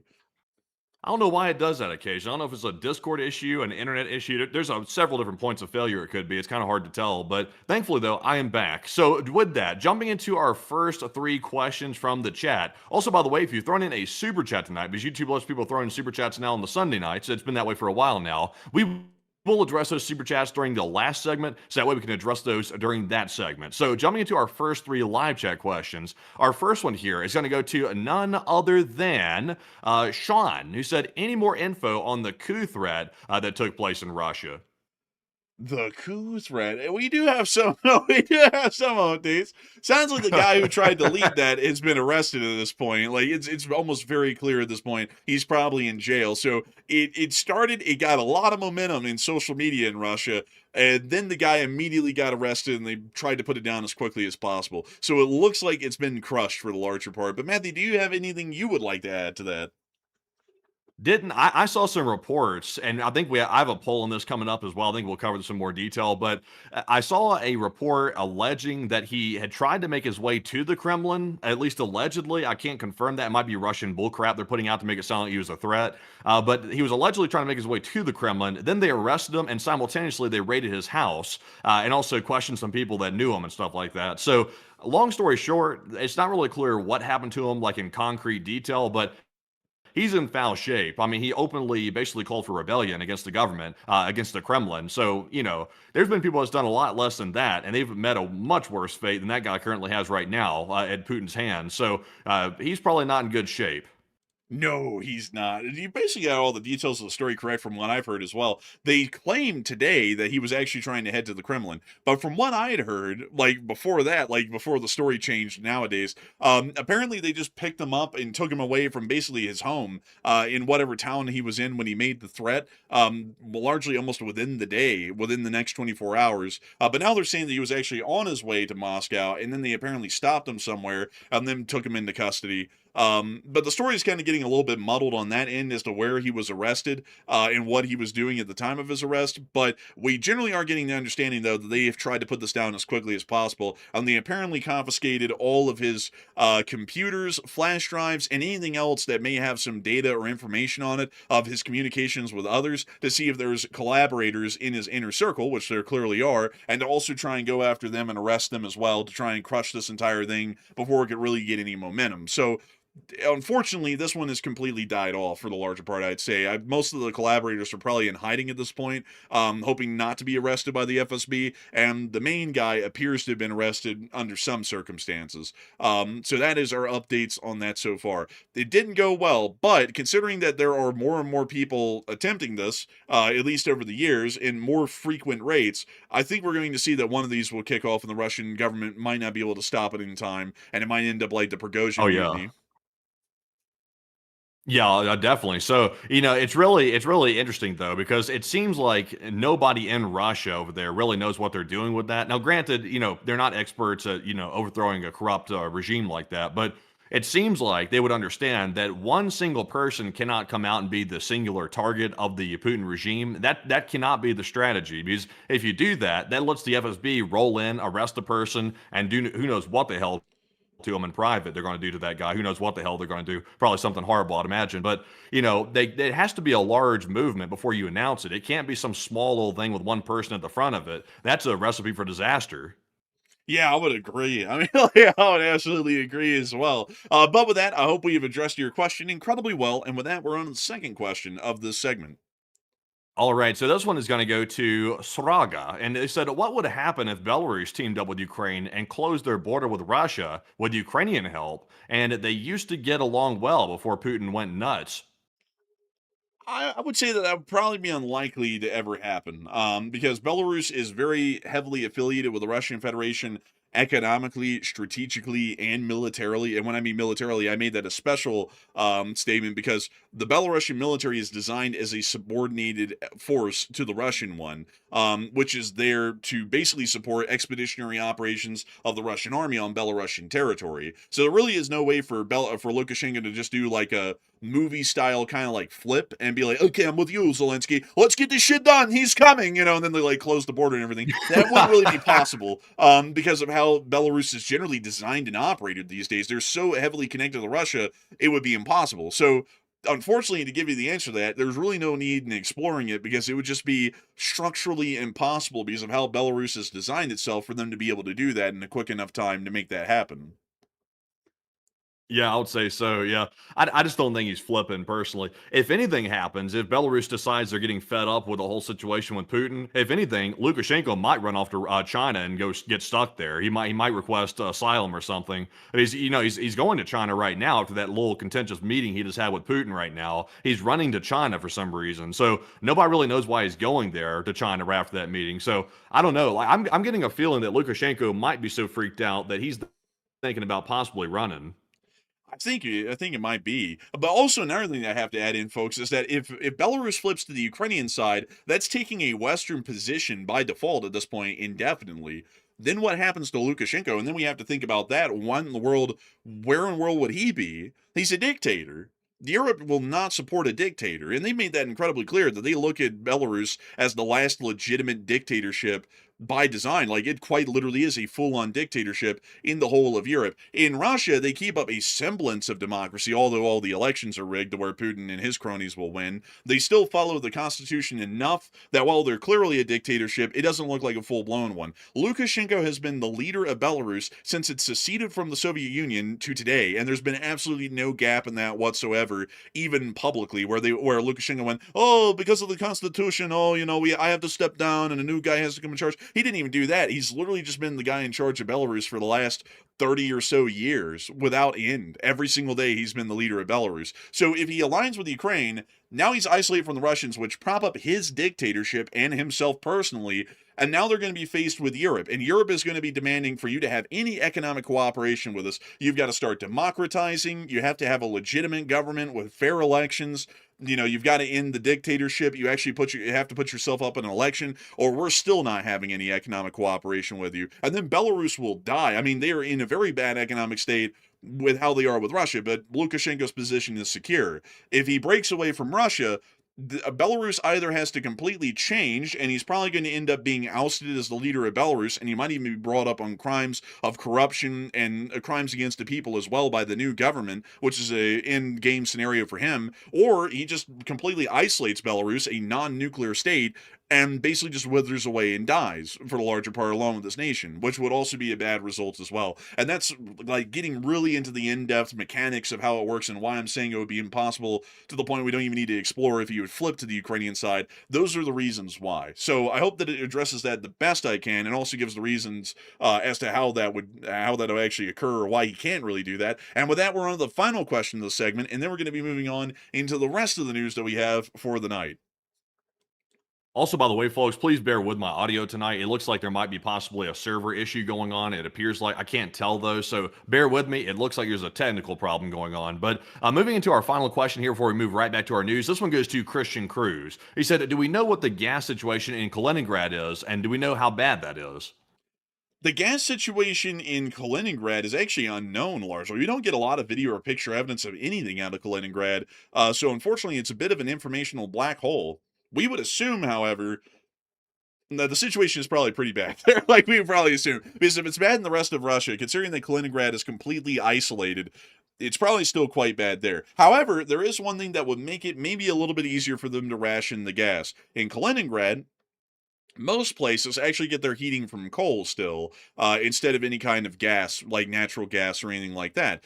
So instead of having to ship in natural gas, their entire structure for liquefied petroleum products is just for gas and diesel, because there's absolutely no natural gas that they have to provide to Kaliningrad because the entire thing still lives off of coal for heating. So in a sense, it'd probably be a little bit easier to ration or supply them with fuels if there's any available. But we would assume outside of that, the sanctioning regimes and the restrictions probably are in place in Kaliningrad, just like the rest of the country. And I gotta say, folks, it's really kind of wild to think. Let me go show you this. A coal stove, Russia. Let me see if I can show you one of these here. Inside of places like Kaliningrad, I need to find one of those residential stoves. And this will do. There are little stoves like these inside of the log cabins in the houses that exist throughout most of Kaliningrad, and they still have to go down to the stores and they have to buy little like bushels basically of coal, and they have to bring them home and they have to feed these little stoves in the winter to be able to keep warm, because they don't have any form in most houses in Kaliningrad of any kind of centralized heating, like say from natural gas or a heater or an air conditioner or anything, which is really bizarre because you can actually see that on maps, for example, like firms, that there are little fires all over Kaliningrad, or at least smoke that's being detected by the firm satellite, and that's not because there are active fires there, it's because of the smoke coming from the coal stoves and their little their little smoke pipes that come out of the ceilings, which is a really interesting sort of effect about the place. But anyways, I hope that does address that the best we can, and it is time for us, folks, to move on and into the rest of the news that we have for the night. And we got quite a lot, folks, quite a lot of it, to say the least. Moving us on and into the Middle East. We're just going to get through this today, folks. We're just going to get through this today nice and easy. No big deals. We're going to move into Iraq, though, because that's probably the craziest story of the day.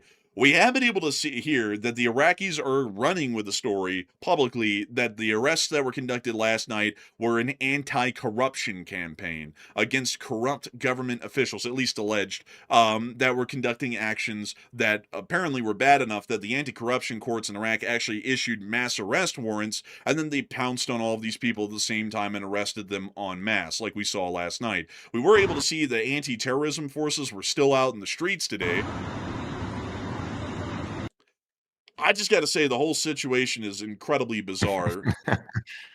Definitely not a coup. Definitely couldn't be. It's impossible for this to be a coup. The fact that there's tanks rolling through the streets, Humvees, men with gun battles breaking out in the green zone. It's impossible for this to be a coup. You'd be an idiot to think that. I mean, clearly. I mean, obviously, this is just a normal anti-corruption campaign. You know, folks, I remember the last time that there was an anti-corruption campaign in America. They declared martial law nationwide. The 1st Infantry Division and the 3rd Armor Brigade went actually, the 1st Armor Brigade and the 2nd Infantry Division went rolling out into the streets of Washington, D.C. to arrest the mayor and the representatives and the senators. Of course, this is just normal in most countries, you know. It's normal in Iraq as well. We've never seen this happen over 4.5 years, but clearly this is just anti-corruption actions. And according to the Iraqi INA, which is Iraq's news agency, they stated that Iraq arrested 47 lawmakers and officials in an anti-corruption campaign.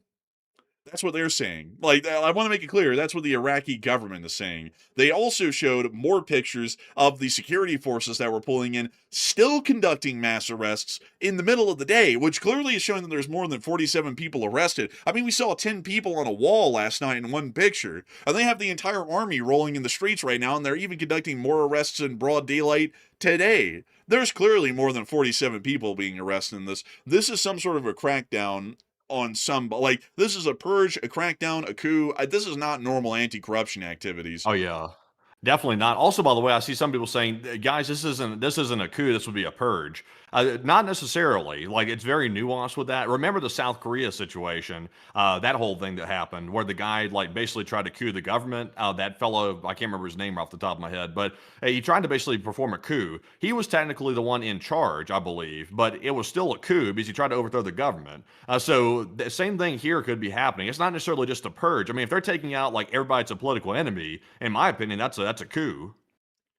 That boy in South Korea, our boy Yoon Suk-yeol, was the one who conducted that coup, because the South Korean government started looking into him because he started to buy these expensive gifts for his wife with campaign funds. He was buying her Gucci purses and Versace jeans, thousands of dollars. And the South Korean government said, "This is odd. We need to look into this." And then not long afterwards, he called in the military and tried to overthrow the National Assembly. And then the National Assembly literally broke into the National Assembly building at night in the middle of these humongous protests and fights in the street between the army and the public, and they all got together and they voted, we vote against the coup. And then the military went, "Aw," and then they went home. And then the coup failed. And then they went and prosecuted the guy and put him in prison. So, that is generally the story of what happened inside of South Korea. But beyond that, though, this could be happening similarly within Iraq. It could have been that these government officials were attempting or preparing to conduct a coup, which was uncovered by the Iraqi government. And in the guise of making it seem like it's maybe a normal policing action, although it's incredibly odd, they went ahead and said, we need to get arrest warrants for these people and make it kind of look legit that it's an anti-corruption thing, and then go around and arrest all of the collaborators in this potential coup so that they can't overthrow the government. Or the people who are in charge right now might have said, oh, you know, like these people might go up against us in the future and try and put us down, so let's basically arrest them all to quietly take control of the entirety of the government and have no remaining opposition to what we're wanting to do next. It could have gone either way, and we don't really know still at the moment because we don't know of all the actors or people who are at play at this moment inside of Baghdad and who's doing what and who's been arrested and what the story is exactly at this moment. But that generally is the situation as we know it right now. And also to just clarify, folks, I'm kidding about the whole Yoon Suk Yeol thing. It's just a joke. I'm just trying to summarize it really quickly on air to get it through. The guy's in prison, I think, for life at this point, for what he did, the attempted coup and everything else. But that's just a generalization for the comedic effect. Yeah, also with all those accusations, by the way, like generally, Andrew, like steer clear of like specifically like mentioning people and making allegations because that can get really tricky really quick. Generally steer clear of that. So the whole thing with the corruption allegations and stuff like that, take that all with a grain of salt because I think some of that was inaccurate. That was just stated a minute ago. I think there were some allegations maybe against the wife or something like that. It wasn't against him specifically. So I would just steer clear of that kind of stuff. All right, but moving on from that, we have been able to see some additional news out of Baghdad from the coup, as we were able to see more mass arrests being conducted throughout the day, like we showed in that picture right there, and we also were able to see that the Iraqi authorities have imposed travel bans on several politicians and businessmen as a precautionary measure pending the completion of investigations into corruption cases. So it does appear that the Iraqi government is now restricting the movement of government officials at large throughout Baghdad and is trying to stop them from moving freely throughout the country, possibly to arrest even further members of the Iraqi government, because it looks like this is still ongoing as of the situation right now. So with that, I hope we've addressed that situation fairly well within Baghdad, but at the same time, there's actually been a small exchange today between the IRGC and the Kurds within northern Iraq, as the IRGC has conducted an artillery barrage of Kurdish positions near to the Iraqi-Iran border in northern Kurdistan today, once again showing that it appears that there's small skirmishes going on right now between the IRGC and the Kurdish forces within northern Iraq, after the Kurdish forces crossed the border and conducted a checkpoint ambush on IRGC forces near to the town of Bana just several days ago. So it looks as though, at the moment right now, the IRGC and the Kurds are kind of getting into smaller armed skirmishes along their borders. And moving us on out of that, we also were able to hear reports that apparently some sort of missiles or drones may have been fired into the area of Jordan, Syria, or Israel overnight, and there were reports of some sort of in-air interceptions over the area, but according to the Jordanian military, they stated that no drones or missiles targeted their territory and that the interceptions seen over northern Jordan were not carried out by Jordan and did not occur within Jordanian airspace, meaning that it apparently happened a little bit further north, somewhere inside of Syria. We've also been able to see that the Islamic Republic of Iran did publish some footage showing the missile launches that were conducted at U.S. facilities just last night, which we covered on air. And here's those clips. We see them putting a little statement there on the side of one of their missiles, and also showing off a newborn infant. I'm not actually sure what was the purpose of that, but here are the launches.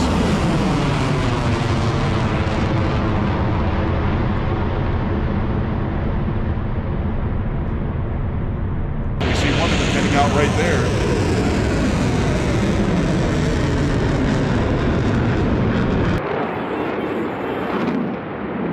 We also hear this guy getting deep into it.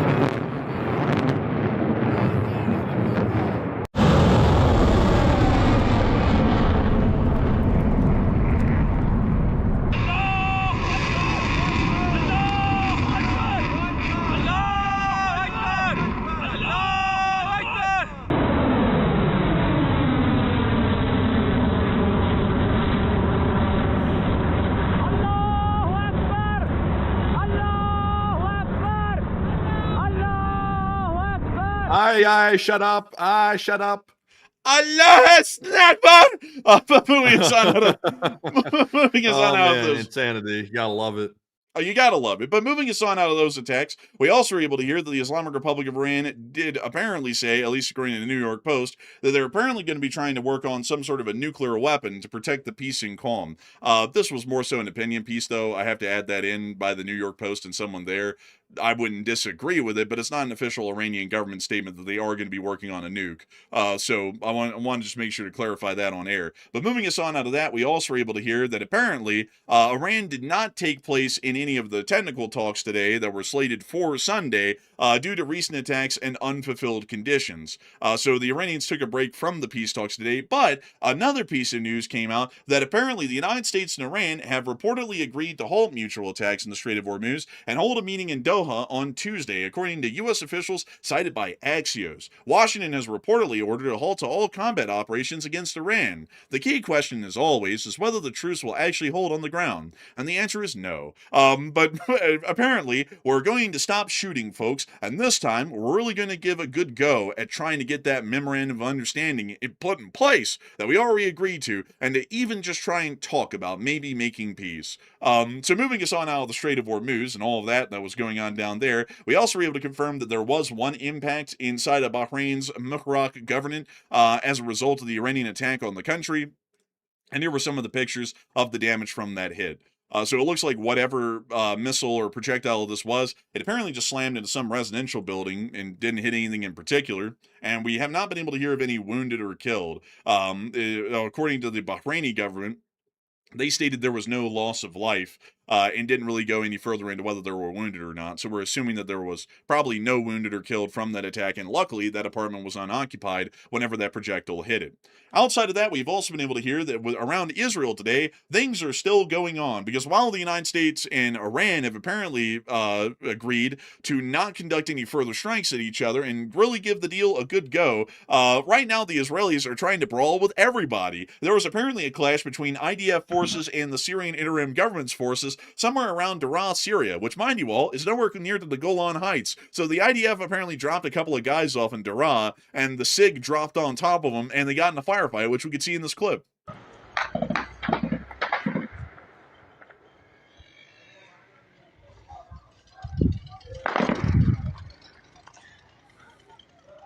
الله محيي الشباب. هاي الشباب قاعد بيصطادوا لليهود بمحاولة توغل أخرى. Speaking in 4D. Man, honestly. فزعت الناس.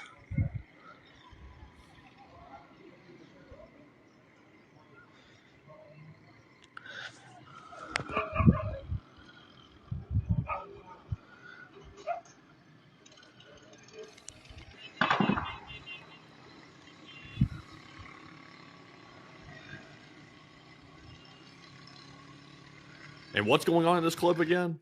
Apparently, there was a little clash between the IDF and the SIG somewhere in Daraa, and we were just hearing the small little pot shots that both sides were flinging at each other, while I'm guessing that the IDF was trying to get in and evac their IDF forces from the ground. We're not even sure why they were really there, because it's nowhere inside of, say, the As-Sawaida governorate, which is generally where the Druze are somewhat autonomously governing themselves, at least at the moment, so we don't know what that was about, but still, it was some sort of an Israeli exchange with the Syrians.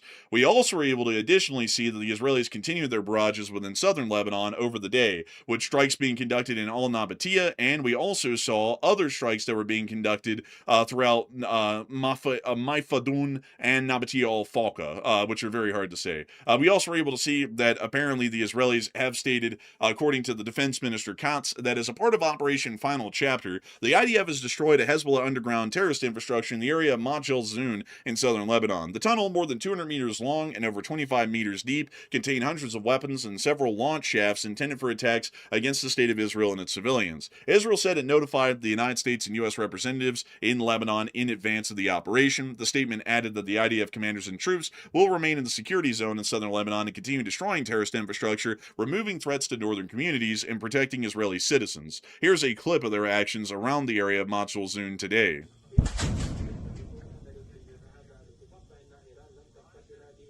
You can hear the sound of some sort of report, but that was about it. There it was again. But moving us on out of that, we also were able to hear that when within Beirut, things were appearing to get a little heated today. And according to the Lebanese parliament speaker, Nabi Berri, he said the proposed U.S.-Israeli-Lebanese agreement will not be implemented in its current form. And the reason why they said that is because on the other flip side, a Hezbollah source said that the agreement would trigger, the agreement with Israel would trigger a civil war in Lebanon. So apparently the Lebanese government is becoming increasingly concerned that if they try and sign the agreement with Israel and the United States about the ceasefire and the peace, that Hezbollah may start to conduct a civil war against the Lebanese government and attempt to overthrow the Lebanese government, becoming the only legitimate governing body within the country, or at least the only existing governing body within the country, completely ousting any other representation inside the Lebanese government. So things are, of course, remaining tense inside of Lebanon. And while everything's going on with the IDF inside of southern Syria and the IDF in Lebanon and everything going on there, Netanyahu decided to stir the pot with the Turks today as well. Netanyahu stated, speaking to a cabinet meeting about the situation with Turkey and their attempt to buy F-35s from the United States, almost not a day goes by without Erdogan calling for the destruction of the state of Israel. If we learned one thing in our people's history, it's that when someone says they intend to destroy you, take them seriously. Netanyahu added that Israel will raise Erdogan's remarks with its American friends, saying, "We are not ignoring this." So it now appears that the Israelis are continuing on with their beef with the Turks in real time in the midst of everything else that's going on. I also got to say, it's a little bit odd, and let me make sure that I pull this up. I want to make sure to pull this up here really quickly. F-35 nations involved, let's see, in development. I want to make sure that I get the list right on this one. Oh, let's see here. Oh, yeah. Let me go get this here. Let me go get this from the F-35 website. Hang on, folks. I want to make sure to get this right. Oh, let's see here. 1 million. We want to find the amount of countries that were involved and which ones they were. So, here we are. So, according to what I can find online, see, and I just want to make sure here. Hold up, folks. I want to make doubly. I'm trying to find like the fact sheet that says which countries were involved in developing it. Okay, so here we go. So this is according to the U.S. Air Force. The U.S. Air Force claims that 9 countries were involved in the development of the F-35. And I want to read them to you here really quickly. I want to read them to you all because it's important to remember. The United States, the United Kingdom, Italy, the Netherlands, Turkey, Canada, Denmark, Norway, and Australia. Those were the 9 countries that were involved in developing the F-35. Do you know, folks, who got the F-35 sold to them without any questions asked? But which one of the countries is not allowed to buy the F-35s and only was recently allowed to buy them, although they were involved in the literal development of the aircraft? Matthew, who do you think those countries are? I'm not really sure. So Israel was allowed to buy the F-35, although they were not involved in the development of it whatsoever. With really no questions asked, we even made them a special variant of it, the F-35I. And then on the other hand, Turkey, that was involved in the developmental process of the F-35 from almost its inception, was barred from buying the F-35 because of national security concerns. So a little bit odd that Israel would be like, the country that was involved in the development of the F-35 can't buy the F-35, but we can buy it, although they were involved in developing it. That seems a little bit odd to me. A little bit of an odd beef, I'd have to say. But that's generally all of the news that we got out of the Middle East today, and just a rather weird sort of a goings-on in general in that region. But moving us on out of that, a lot of people are talking about the meeting that Putin had with Lukashenko, which we had covered kind of briefly beforehand, but to get y'all into a little bit more detail on this and to get to the bowl that we have, Lukashenko did leave Moscow after 2 days of talks with Putin, and no results from the closed negotiations were announced, and the official sources did not publish details on the agenda or substance of the meeting. According to what we know now, Lukashenko is on his way to China to apparently meet with the Chinese government and to talk to them for unknown reasons that have not been announced at the moment. But a lot of people are wondering what exactly happened in those talks that Putin and Lukashenko have had for the past 2 days, and did Putin try and convince him to get involved in attacking either Ukraine or NATO? And Matthew, what are people thinking about that, and what are you thinking about that as well?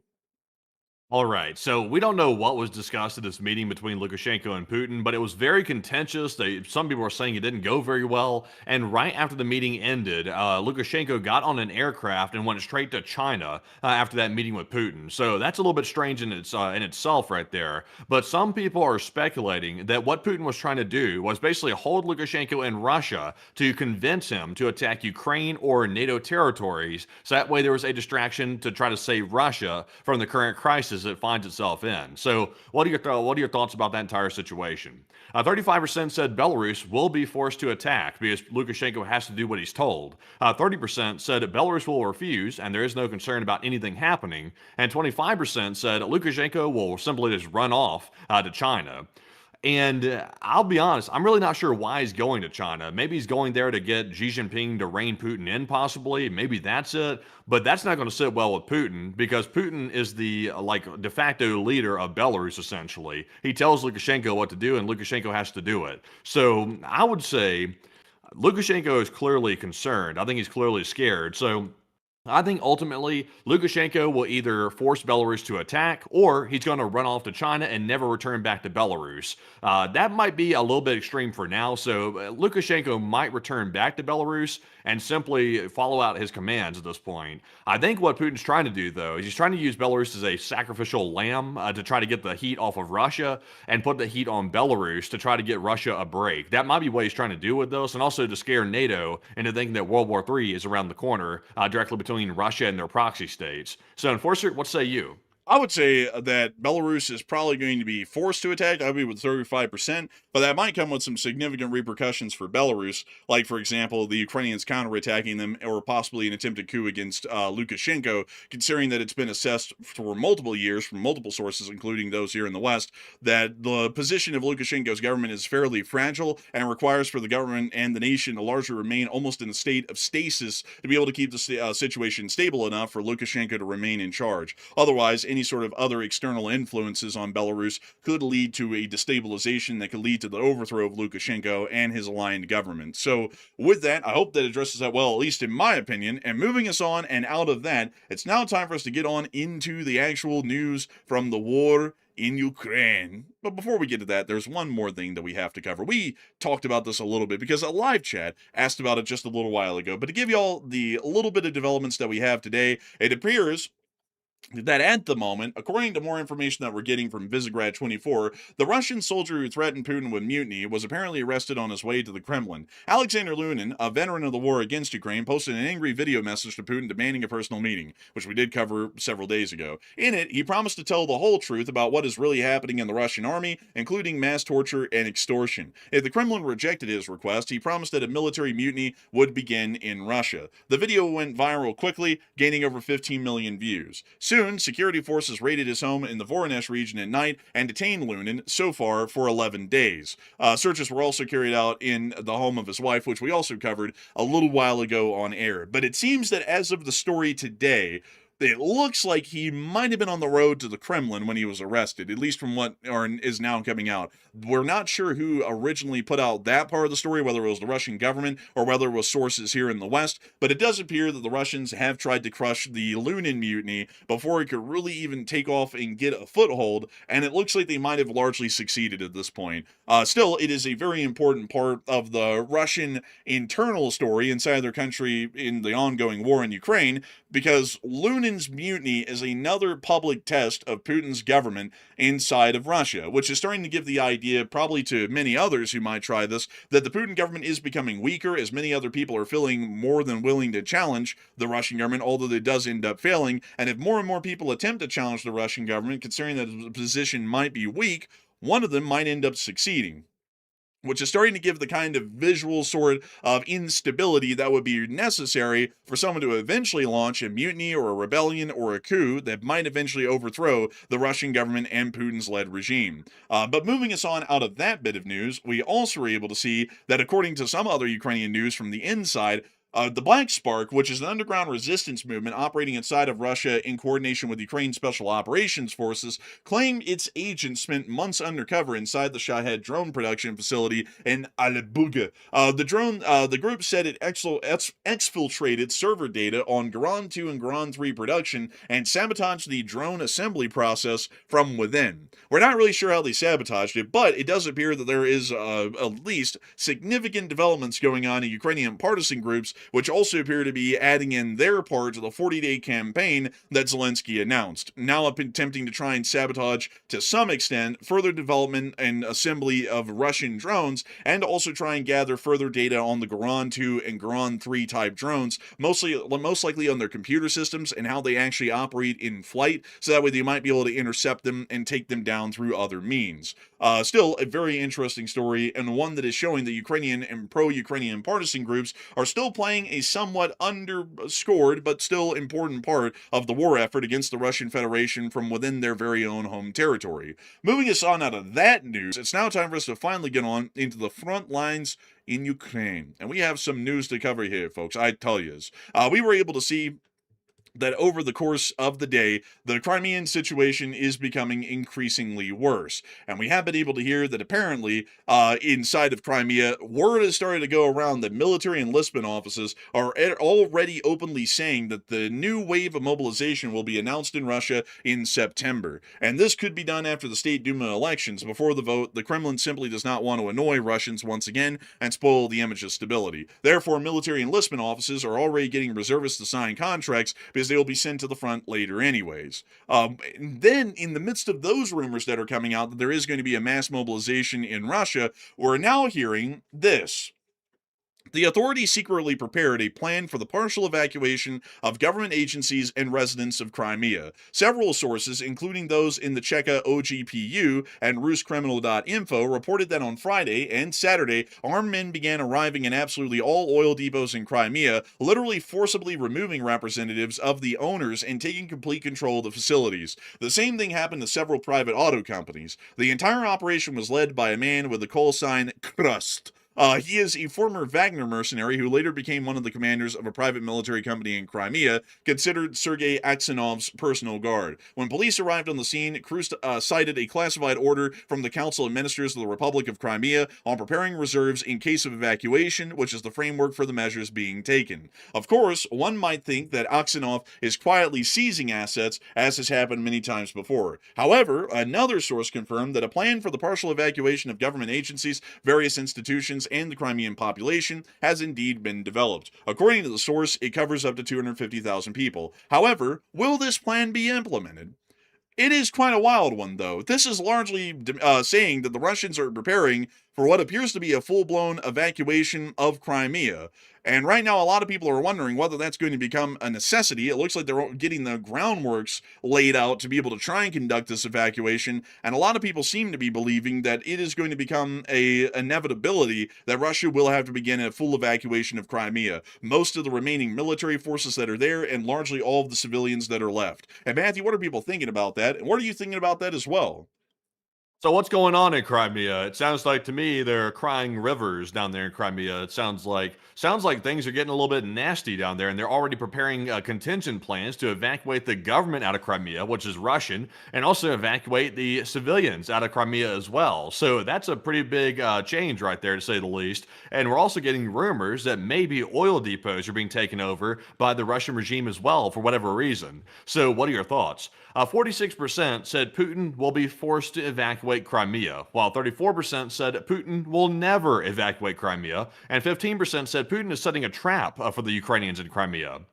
And there's really no trap to set. It's not like Putin has an option here, really. I don't think he's ever going to evacuate Crimea. That's my guess. I think this right here might be simply a contingent plan, but I'm not sure if Putin will actually do it. Because if he does that, he's admitting that Ukraine's basically taking over Crimea at that point because he's having to get all of his people out. So I doubt he'll do it for that reason alone.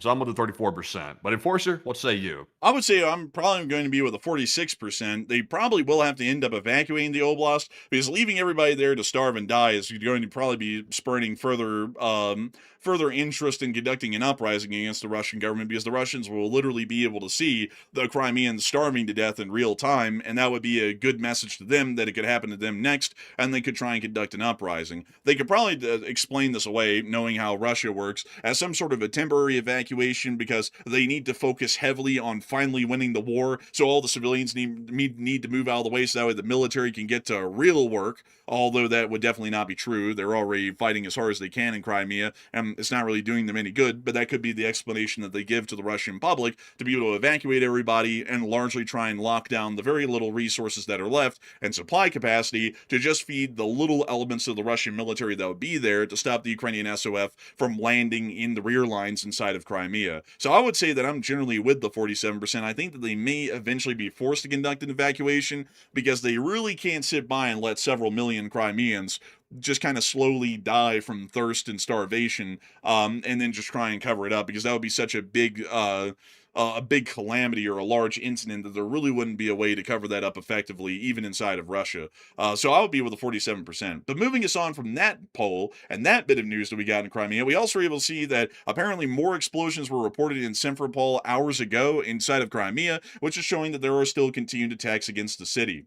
Moving us further on north and into the area of Rozdolny, we also were able to see that a bridge was destroyed in this area, like we covered yesterday, that it apparently has knocked out 2 bridges in one. Apparently, according to the Post, this is what the humpback car bridge near the village of Rozdolny and the Soviet district looks like now. The bridge span collapsed onto the railway track after the strikes. However, no one is in a hurry to clear the debris because a railway bridge over the North Crimean Canal was destroyed nearby. The humpback bridge was attacked on the 18th of June. So largely from what we're seeing at this moment, it looks like most, if not all, of the bridges around Rozdolny, railroad and road related, have been completely knocked out at this point. But moving us on out of Rozdolny and on into the frontline news in Ukraine, we've also been able to get some significant developments from the front today as well. Moving us on into the Sumy Oblast, we were able to see that the Ukrainians were continuing to target and track Russian forces in this area, making sure to knock them out before they could get to the active front. We can see this drone here already targeting a truck which everyone's fleeing from,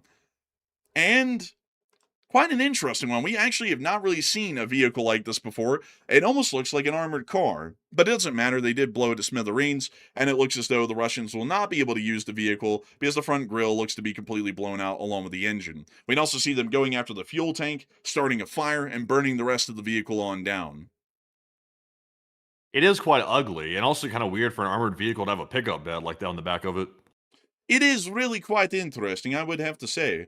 But moving us on from that, we have also been able to see, additionally, within the area of the location unknowns, that apparently, allegedly, and I want to say that very clearly on this one, not for legal reasons, but because I have no video or picture evidence of this. Apparently, 2 Su-35s might have been shot down today by the Ukrainian Air Force, but we don't have any video or picture evidence of debris fields on the ground or the shoot downs in air. So we're not entirely sure if this is true information or not, but we're making sure to report it now, just in case we do get video and picture evidence later within the next day. We'll be able to circle back and see exactly what's going on with that, whether that was actually credible information or not. We also were able to see the Russian casualty report over the past 24 hours, and holy moly! Oh, wow.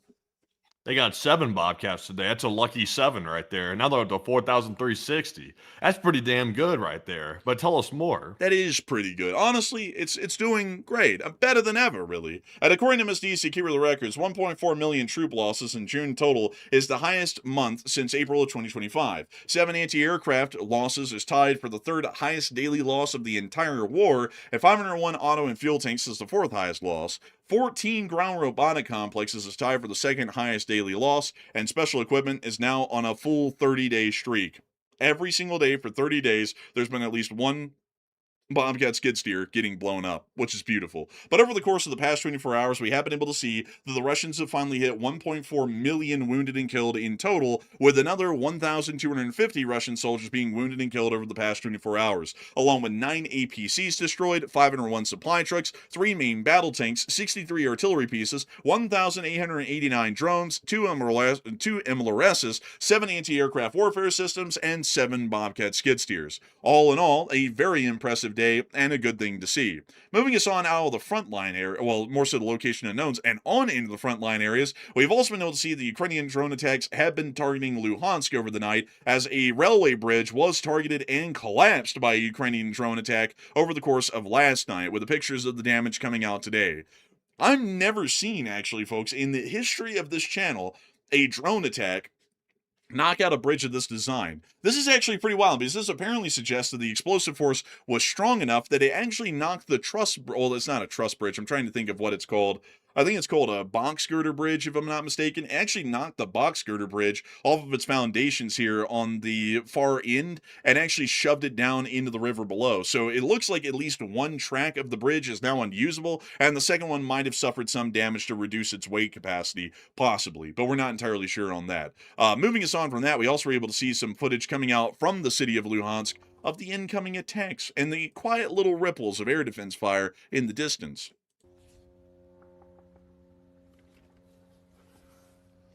There it is, to Tracify. Oh! Oh!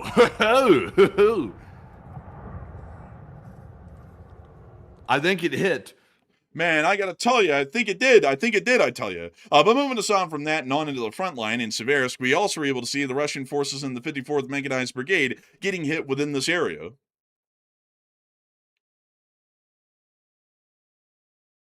we see the drone coming on in and hitting them. We can now see it happening again. It looks like the Ukrainians are in the incognito group because they got that incognito tab open, because what they doing is nasty.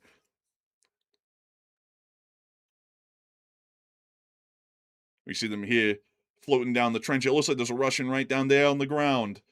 They just hovering over him. They giving him a chance, but he didn't take it. So they removed the chance.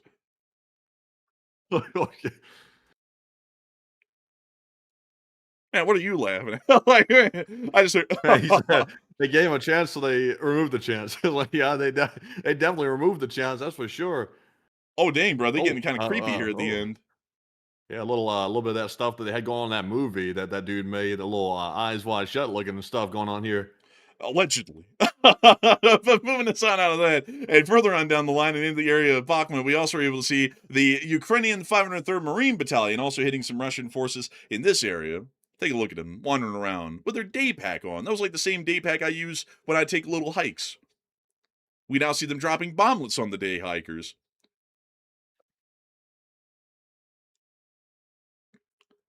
In Russia, Matthew, is it a good thing when a commander tells you to take a hike, or is it a bad thing? What's your opinion on that? If a Russian commander told you to take a hike, I would imagine that's in the context of he's probably about to mow that guy down off in the distance, like whenever they get out there and start hiking. So that's probably a bad thing. No. I mean, like, not like, like take a hike is in the way we say it, but more so in like the literal sense of take a hike, like get going. Like, what do you think about that? Like, it not in like negative connotation way, just in a neutral way. Like, you get basically a marching order of take a hike. Do you think that's good or bad? Probably bad. But you said not to think about it negative, though. But there's no positive outcome to take a hike. Well, yeah, but I don't mean like, take a hike, like get lost or something, like the way we say it. More like, take a hike, like as in like get moving, we've got to go somewhere. Do you think that's a good thing or a bad thing? That's what I mean. Probably bad, man. Probably. I would say it is bad, because whenever they tell you to take a hike, you're just hiking over flat open fields, which are basically death traps at this point. So I'd agree. I think it's also bad. But what do y'all think in the chat, folks? Do y'all think that if a Russian commander told you to take a hike, not in like a get lost kind of a way, but like let's get up and start going, like let's start moving sort of a thing, and it's basically through the open fields of the Donbas, do y'all think that's a good thing or no? But moving us on out of that and into Konstantinivka, we also were able to see the 36th Marine Brigade also doing their part against Russian logistics. There's one of the Russian supply cars. Bink! And it's gone. Oh, cooked on the side of the street. Well done. And then they had an ATV on a trailer and a Bahanka on the side of the road. You know what you call a Russian supply depot full of trailers? Oh, what do you call it? A trailer park. Oh, oh man. That's very literal, by the way. It's not really, honestly, it's not even a joke. Oh, yeah. Apparently, it's not really a joke. What do you call an alcoholic Russian?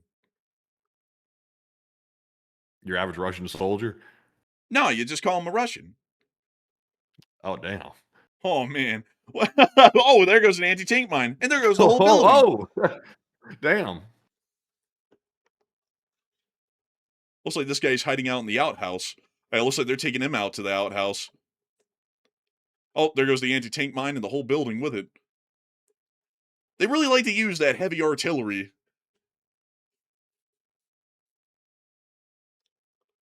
Man, they blew These up a ATVs water are going up strong. Yeah, I'll tell you what, these ATVs are like full of like straight up like kerosene or something. Look at them going up.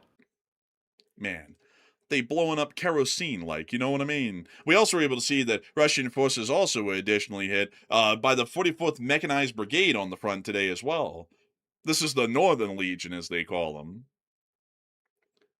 You know, it was a little bit interesting, folks, because some people would say that this isn't a lot of variety, this is boring to watch, but I hate to tell folks this, but this is what the war is these days. 94% of all of the casualties that the Russians take in Ukraine right now are from drones, and there really is not a lot of infantry action that's conducted anymore to speak of, like we saw way back in the day in the early years of the war, where Ukrainian and Russian infantry on infantry fights were incredibly common. They almost never happen anymore. The Ukrainians like to try and deal with the Russians with remote solutions, as they would call it in the corporate world, which means that they deal with them via the drone.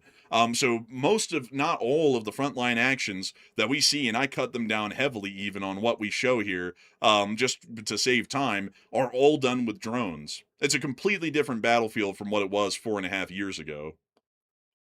Also, I can tell who's new in the live chat too. If someone comes in and is like, my goodness, like these are people, guys.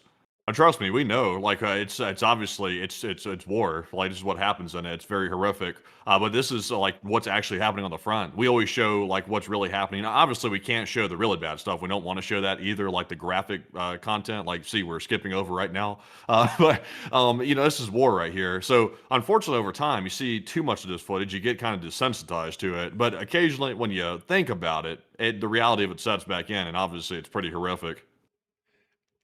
I mean, you know, like some people be like, geez, they're people, but I mean, you know, if you know like all the underlying currents that are involved in this, it makes it to where it's not, you know, like, oh my God, look, you know, because I like some people might not have been around watching this with, you know, a magnifying glass like we have for 4.5 years, but after you watch the Russians massacre 50,000 civilians in Mariupol and another couple of thousand in their indiscriminate strikes in Ukrainian cities throughout the war, and endless amounts of I guess you could call them sexual crimes behind the lines on Ukrainian civilians left and right, robberies, lootings, and whatnot. And you watch that over the years, and then you also know that if the Ukrainians do not take these actions and knocking out these Russian soldiers, they are going to push even deeper into Ukraine. More people are going to be coming under the control, and more of those kinds of horrendous calamities are going to be happening. You kind of know that there really isn't a choice in this. The Ukrainians have to do this. This is war, or otherwise more of their innocent civilians will suffer if the Russians take the ground that they're living on.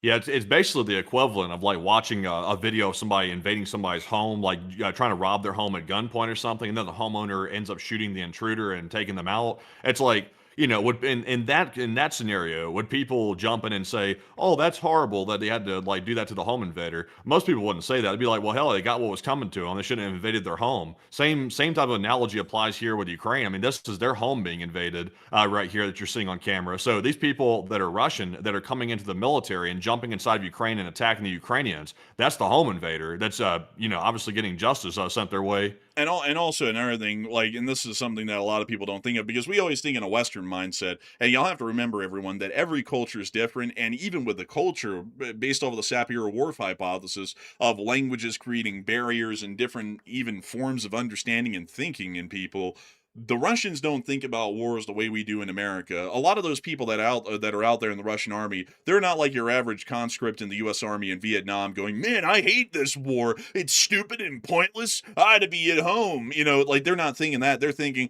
I love the war. It's a just war. I just don't like it when my commander beats me with a cane. But beyond that, though, I love robbing Ukrainians and like doing this and that. It's totally fine. And then they get blown up someday by the Ukrainian army. And then you go, well, you know, live by the sword, die by the sword. You know, it's like that's really just the only way you can think of it. I don't really see, like, to be entirely honest with you, all over the years, many Russians. There's been a few in the Russian army that'll say the war's completely pointless and I don't even want to be here. I want to go home because I don't even get the sense in it. But around a lot of Russian soldiers in the Russian army will go, I think the war is fine. It's completely justified, and it's a great war. It's just that, you know, if the supplies would stop getting blown up and the Russian commanders would stop treating us like trash, this would be a much easier and even funner war to fight. That's how they think. Very different thinking than what you would see here in the West. And that's why when you see a lot of these people out there on the front getting hit by drones, or at least I do, I don't really have that much sympathy because we've watched them for so many years. It's really hard to say, oh, poor guy. Because, I mean, even the ones in the prisoner of war camps, like when they're asked, do you think the war is unjust? They don't want to say no, but like, you know, like just to appease the Ukrainians even, they'll sit there and go, well, you know, it's got its points. Like, they'll even say that even while they're in a prisoner of war camp. You know, so it's like, if they have that kind of mindset that they're that in support of the war, it's hard to have that much sympathy when they go out into the war and things that happen in war happen to them. But moving on from that and down to the area of Dachne and Andriivka, we also were able to see Russian forces getting hit here by the 1st Mechanized Battalion of the 3rd Assault Brigade. They're going after the ATV with the trailer. Oh, and the Ural. Dang, that Ural cooked up fine. Like, dang. Oh, look, this guy tried to pop some shots. That didn't work. This Bohanka got blasted. They cooked them nicely. Man, what did that guy say down in South Africa? That cop guy? What did he say? What did you do to him, Daniel? What did you do to that man? We give him the medicine. Oh, man, they giving him medicine, all right. They giving Man, him... I'll tell you what. Man, down there in South Africa, that's crazy what they do down there. They have like private security running around talking about giving people medicine and tuning people up and stuff like that over allegedly committing crimes that nobody's really sure if they even committed or not. Man. But one thing I can tell you is that the Ukrainians, they don't discriminate. Any supply truck, it's getting cooked. Doesn't matter what it looks like. A Lada, a Ural, a Kamaz. The Israelis have a lot in common with Netanyahu, you know, because they both say down with Hamas, but they just say it with an H down in Israel, but up in Ukraine they say it with a K because it's the truck. But moving us on down into Velika Novosilka, we also got to see the Ukrainians of the 80th Air Assault Brigade hitting Russian logistics near to the town of Velika Novosilka. We can see a Russian D-30 getting hit at the beginning of the clip, along with a small Russian bunker. We now see them targeting and destroying a Russian supply truck with a ladder in the back, and an ATV, a very common supply vehicle these days. They also blew up a basement. Do you know why the Russians had the ladder? Why? They were trying to get high.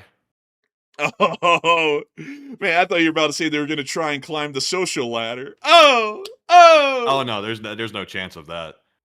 Really, there isn't. Like, not in Russia, at least. Man, they loaded that thing up with literal essence. They hit the fuel tank, and it didn't even emit gas. It just emitted white smoke. Dude, the Russians elected the new pope on this truck. Yeah, really, they did. And I don't even know who it is.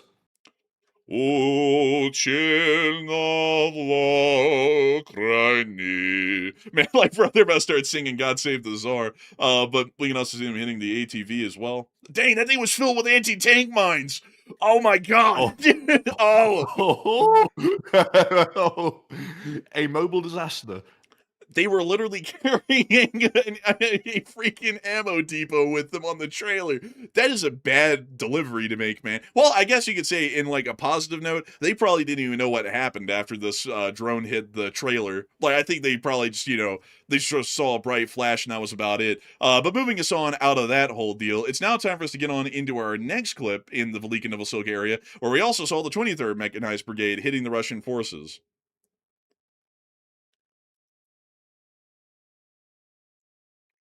Oh, and look at them. More bunkers, more dugouts, more targets. Also, by the way, I found out. Did you ever hear why the Russian soldiers, especially the dude yesterday, was like saying that the Russians are getting mistreated? Did you hear exactly what the Russians were allegedly doing to lead to that? I think I heard a little bit about it, but what do you hear? I'm hearing a whole bunch of Russians claiming that the Russian commanders are like putting people in huge underground pits and stuff like that, and like putting a bunch of people in like a hole in the ground and stuff like that, and just letting them sit down there for like weeks and stuff to punish them for, I guess maybe like drinking on the job or something. I'm not really sure why they're putting them down there for the most part. Maybe they're trying to desert or something, but they're doing all kinds of crazy stuff. We've seen some of it on camera, by the way. We'll occasionally see like a Russian like taped to a tree or something like that, and they're like doing bad things and stuff. It happens. So Oh, it you sounds like mean they're making it on a larger scale. you mean the old punishment pits? Yeah, but like larger scale ones, like massive ones. Oh, bro, we've covered that years ago. Like the dozens of them in the little pits down in the ground. Yeah, I mean we we covered that a long time ago. We don't see clips of it anymore. I think they're very restrictive on people getting around them even to film them. But I mean we've covered. I remember years ago vividly. And maybe some of the old guys will remember this, that they would have the little wooden ladder and they push it into the dark hole. And you just see like 10 faces looking up, like just absolutely pallor, like just pale white. They looked malnourished, and they'd be saying to the new guy, "Get down in that pit, you bastard!" And they'd be like beating them with the rifles and stuff and throwing them Oh down in the yeah. pit. Like, yeah, we covered that years ago. It apparently is going on still. And they're doing worse too. They're doing all kinds of heinous stuff. I don't even know if I can repeat it here on YouTube. I'll play it safe and not repeat it. But they're doing way worse stuff than just the punishment pits these days. Way worse. I'm not sure why the Russians are being so sadistic on their own people like that. Like I'm not really sure why they'd even act like that. Yeah, here's one of them right here. It looks like they're putting them down here. That's a nice punishment pit compared to the ones they were describing before. There's one of the more brutal ones right there where they're putting them down there like that. I've heard stories they're like throwing honey and stuff down there, like make the flies attracted to the place. I've heard they're doing really bad, like way worse stuff. You know, I can't even repeat most of the stuff I've seen them do. The Chechens have this very particular form of punishment, which we can't even mention on air because it would go specifically against the TOS to even mention what it was. But it does not have to do with putting people in pits. I'll say it that way. It has something to do with something else that will leave you mentally scarred for the rest of your life. To try and like maybe get you close to an image or have you conjuring up the worst you can imagine that someone could do, where you're still living and you can still serve and fight in a way, but they still inflict great mental suffering on you in a sense. To put it that way, they do that a great deal. And then most average Russian military units, their punishments are dire. Caning on the trees, they'll tie you up to a tree and they'll start caning you with a cane until you bleed, basically until your back is ripped up. Almost like the best way I could describe it is like a whipping or a flogging. Like they basically do that but with the cane, and they'll just keep hitting you until your back breaks open and it's just nothing but bloody flesh. A whole bunch of crazy stuff. I mean, like the punishments in the Russian military are absolutely severe. But the reason why it's like that is because of this very long-standing sort of conscript culture of heavy hazing and also heavy punishments that kind of are attached to the hazing, because the punishments are as bad as the normal hazing that most conscripts do. And that's why you see that even commanders like lieutenants and whatnot get involved, because they're basically enlisted men with how many lieutenants there are in the Russian military, and they too are heavily ingrained in the sort of hazing and severe punishment culture that exists throughout the whole of the Russian army. Yeah, but some of those not even really like it's really not even like punishment. It's more like attempted murder. Like a lot of the stuff they're doing. Like I saw one thing where they like tied some dude to the back of an ATV and they were literally dragging him around town, like on the back of the ATV, like that kind of stuff. Like that can easily kill a person, like easily. That's way more than punishment. Like these people are sadistic. These soldiers out there, especially the commanders. Yeah, that's why also pretty often you'll hear like, oh, a colonel's been run over by a tank and killed, or some lieutenant got shot, and then some dude stole a staff car and went AWOL and just started driving through Donetsk. That's why we always hear about that every once in a while, because every once in a while one of those people, one of the conscripts, the conscript Nikis as they call them, they can't take it, they snap and they kill the commander. Frag him is what we call it here in America, and then they go AWOL, trying to escape because they know they're going to be facing execution for what they did. But anyways, moving us on from that whole dark and morbid sort of a background down and what's happening down there in the Russian front lines, we also were able to see more Russian forces being targeted around the Donetsk city area. This is actually on the highways surrounding the city of Donetsk. You can actually see a lot of civilian traffic out here, and yet the Ukrainians are still pinpointing, and targeting these Russian supply trucks before they can make it to the front.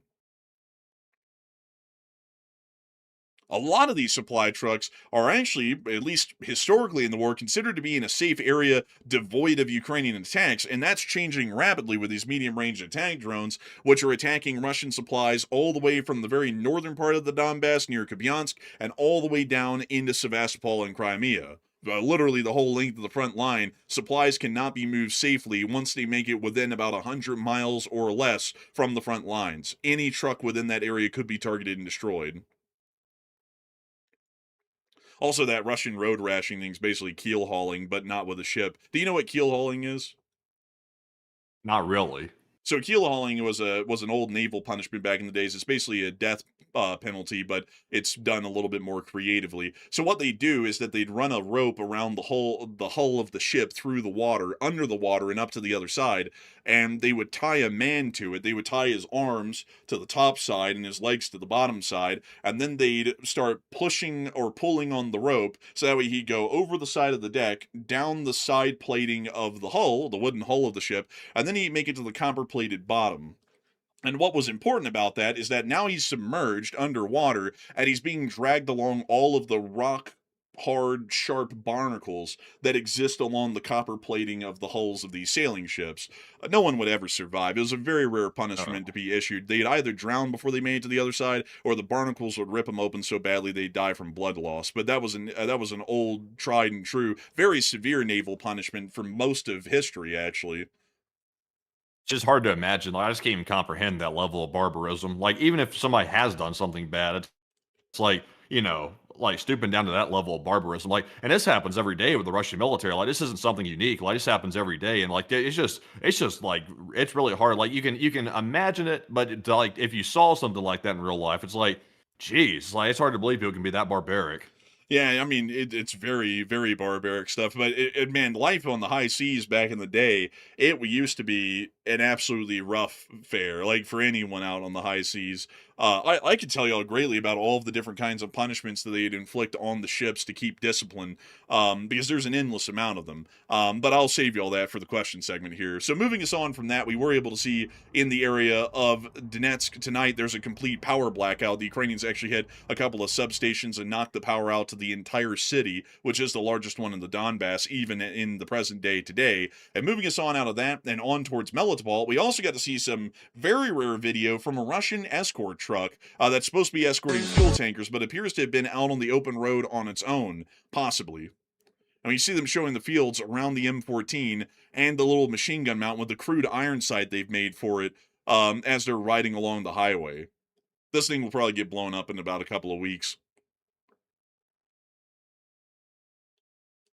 Moving us on from that clip and on into our next one outside of that, we've also been able to see that in the area of Crimea, Russian forces were also getting hit by the 34th Marine Brigade. But as a matter of fact, folks, I'm going to cut this one a little bit short because it's basically just the same drone footage that we've watched before time and time again. I want to make sure to move us down to the Kinburn Spit to talk about a larger story that's happening down here, as we did hear that apparently, and this is a Russian infographic that was made, by the way, Russian channels are claiming that Ukrainian special forces are preparing for activity around the Kinburn Peninsula, citing boat drills and smokescreen training on the southern Bug River near routes in the Dnipro. The Bug River, by the way, is right up here in this little orange circled area. That's the mouth of the Bug River. We also were able to see that apparently the claims mention possible actions towards the Kinburn Spit, Pokrovsk, Herosk, Skidovsk, or Zhelizhny Port.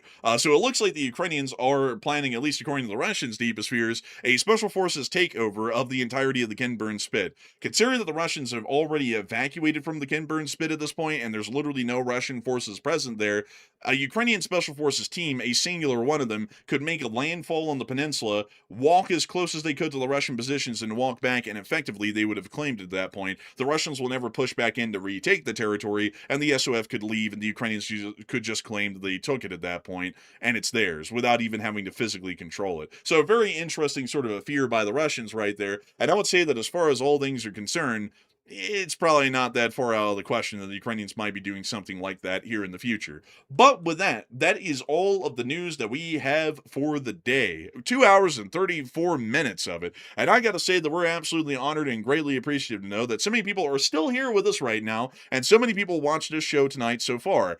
We had 19.4 thousand people here at the peak, and 117,000 people have watched this stream since it started. And I got to say that we're entirely honored and greatly appreciative of each and every single one of y'all having been here over the course of this night, and I hope that y'all have enjoyed this greatly. And I also got to say that fundraiser from none other than Razom for Ukraine has raised a whopping $2,753 for the fundraiser tonight. And Matthew, do we have any other top donors to mention and thank for their support?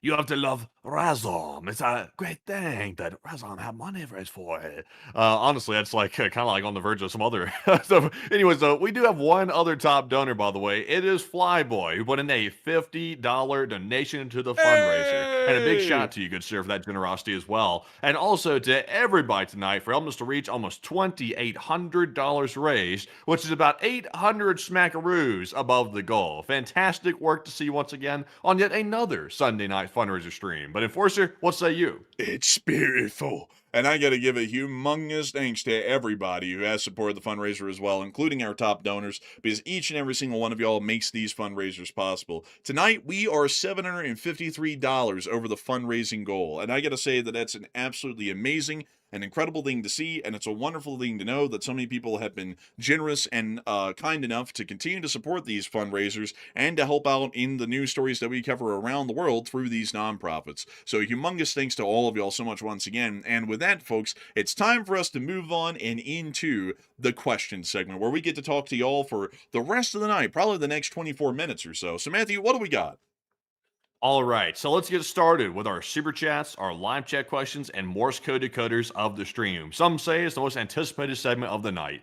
Real quick though, I do want to show y'all a real quick clip. We can't play the audio in it because I think we're playing some of those beats in the background. But apparently, Igor Gherkin is posting from the prison cell, or something. But he's posted a picture here of what appears to be a robotic air defense system that I think the Ukrainians are deploying. Let's take a look. Huh. It's a... Look at that. It's like a machine gun box. It's like a robotic box. How's it targeted? I don't see a targeting pod on it. I think it's that big thing at the bottom. Maybe so. I've never really seen it. This is being deployed. It says AFU Wally mission, so I'm assuming that's the Ukrainians. You know what it looks like to me? It looks like a railway electrical box. Let me go pull that up here. Electrical box that's been painted black and it had a machine gun mounted on top. Let me show y'all one of these here. Oh, here we are. This this is one of them from, I believe, the United States. Like, it literally looks like this, but they spray painted it black and then they put a machine gun up top. I mean, it literally has the same little door in the side of it, like an electrical box. Yeah, it is wild. It almost looks fake. Like, something about it doesn't even look right. But, I mean, maybe this is a new type of air defense they're fielding here. It's like a machine gun with, like, a huge, like, box underneath it, and it's robotic. So that's pretty cool if that's real. Man, man, in other news, I heard that Union Pacific is looking at new ways to deter trespassers from getting on active main lines. Not that that has anything to do with this, but it's quite interesting to say the least. They mounted a machine gun to the top of an electrical box. It doesn't look like they showed any video of it actually working, so we don't know how effective it is. But I think what the point of this is to place a couple of these in key areas, maybe in a ring on the outside of a city, so that way they can automatically detect and shoot down any incoming drones. And if that's the case, that's really smart. But outside of that, we don't really have a lot of explanation as to what this thing is supposed to be really used for and how effective it could really be. Yeah, I think they're calling this thing the lawnmower. I think they're calling it or something. I'm not sure if it's just for air defense. I think it might be for possibly ground targets too. I don't know how well that would work against a ground target. like I don't know. Like it's like planted into the ground. So I don't think this thing would be mobile enough to deal with a war. But I think it's just like a stable sentry. Like basically, like it can move around on a turret, and it simply can pick off ground targets that come near it. Yeah, but the thing about that is that an FPV drone could probably easily knock one of these out if it's stealthy enough. because I'm assuming that the sensor can only have a certain field of view and it's not 360. So unless if the sensor is looking at whatever is coming at it, it probably has like a 270-degree blind zone outside of the camera and the sensors. And that could lead to it being blown up. And also, it'd be kind of hard on an active front line to lay down a concrete foundation, 6 foot tall at a minimum electrical box, and then install the machine gun and the automated machine gun turret on top of it. That probably would be a little bit difficult to do on an active front. So I think this is mostly for air defense. Could be, but whatever it is, though, it is pretty cool. Definitely a new Ukrainian creation. So we'll have to see if we see any video of it in operation eventually. I'll be curious to see how it works. Hopefully we will. But with that in mind, folks, getting that interesting news and technological development out of the way, it is time for us to move on into the questions. So what do we got? So moving into our super chats first here, and then moving right back to our live chats, our first one goes to RCH Technologies. He puts in a 20, and thank you very much, good sir, for that $20 support. We do appreciate that. He said, I'll kick this off by saying howdy, everyone, and let's hit that goal in the donations tonight. And a big thanks to your support, RCH Technologies. And we did. We hit the fundraising goal tonight. We surpassed it, actually. We got to $2,773 raised, which is absolutely incredible. And I got to give you a humongous shout out for supporting us even on a Sunday night fundraiser and helping the channel to keep on running. Because if it wasn't for folks like you, this show would not be possible. And I got to say that I greatly appreciate that in-scale EMD SD60 demonstrator unit that you have as your profile picture. That thing is baller. And so with that, a big thanks to you so much once again, and we're on to the next one.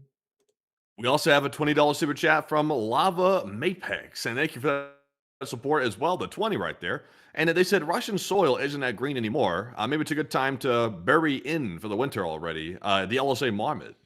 You know, Russian soil isn't that green. It's mostly black these days from the oil rains. It doesn't look healthy. You know, whenever I walk out into a field, I don't really expect to see solid black grass. Like that, I generally assume that there's something wrong there. In Russia, that's normal these days, though. So I would have to say, I don't think they ought to be burying in for winter, but I definitely think they ought to be trying to get rid of the oil that's all over everything in their country. Ooh, wee! Speaking of oil, folks, you know an interesting fact about Salt Lake is that if you go north of downtown Salt Lake, there's actually a couple of sizable oil refineries up here directly along the valley that I-15 is on, and also the front runner runs down, and it reeks. Like when you go through this area, you can even smell it in the train. It just reeks some days of like that tar that's produced in the refining process and all the other petroleum related smells. Sulfur as well, you can smell that a good bit too. It's really interesting, honestly, because there's a load of them up here. Here's one refinery. I believe this is a part of the larger refinery complex. And then there's another one up here. Here's another small refinery right here next to the tracks.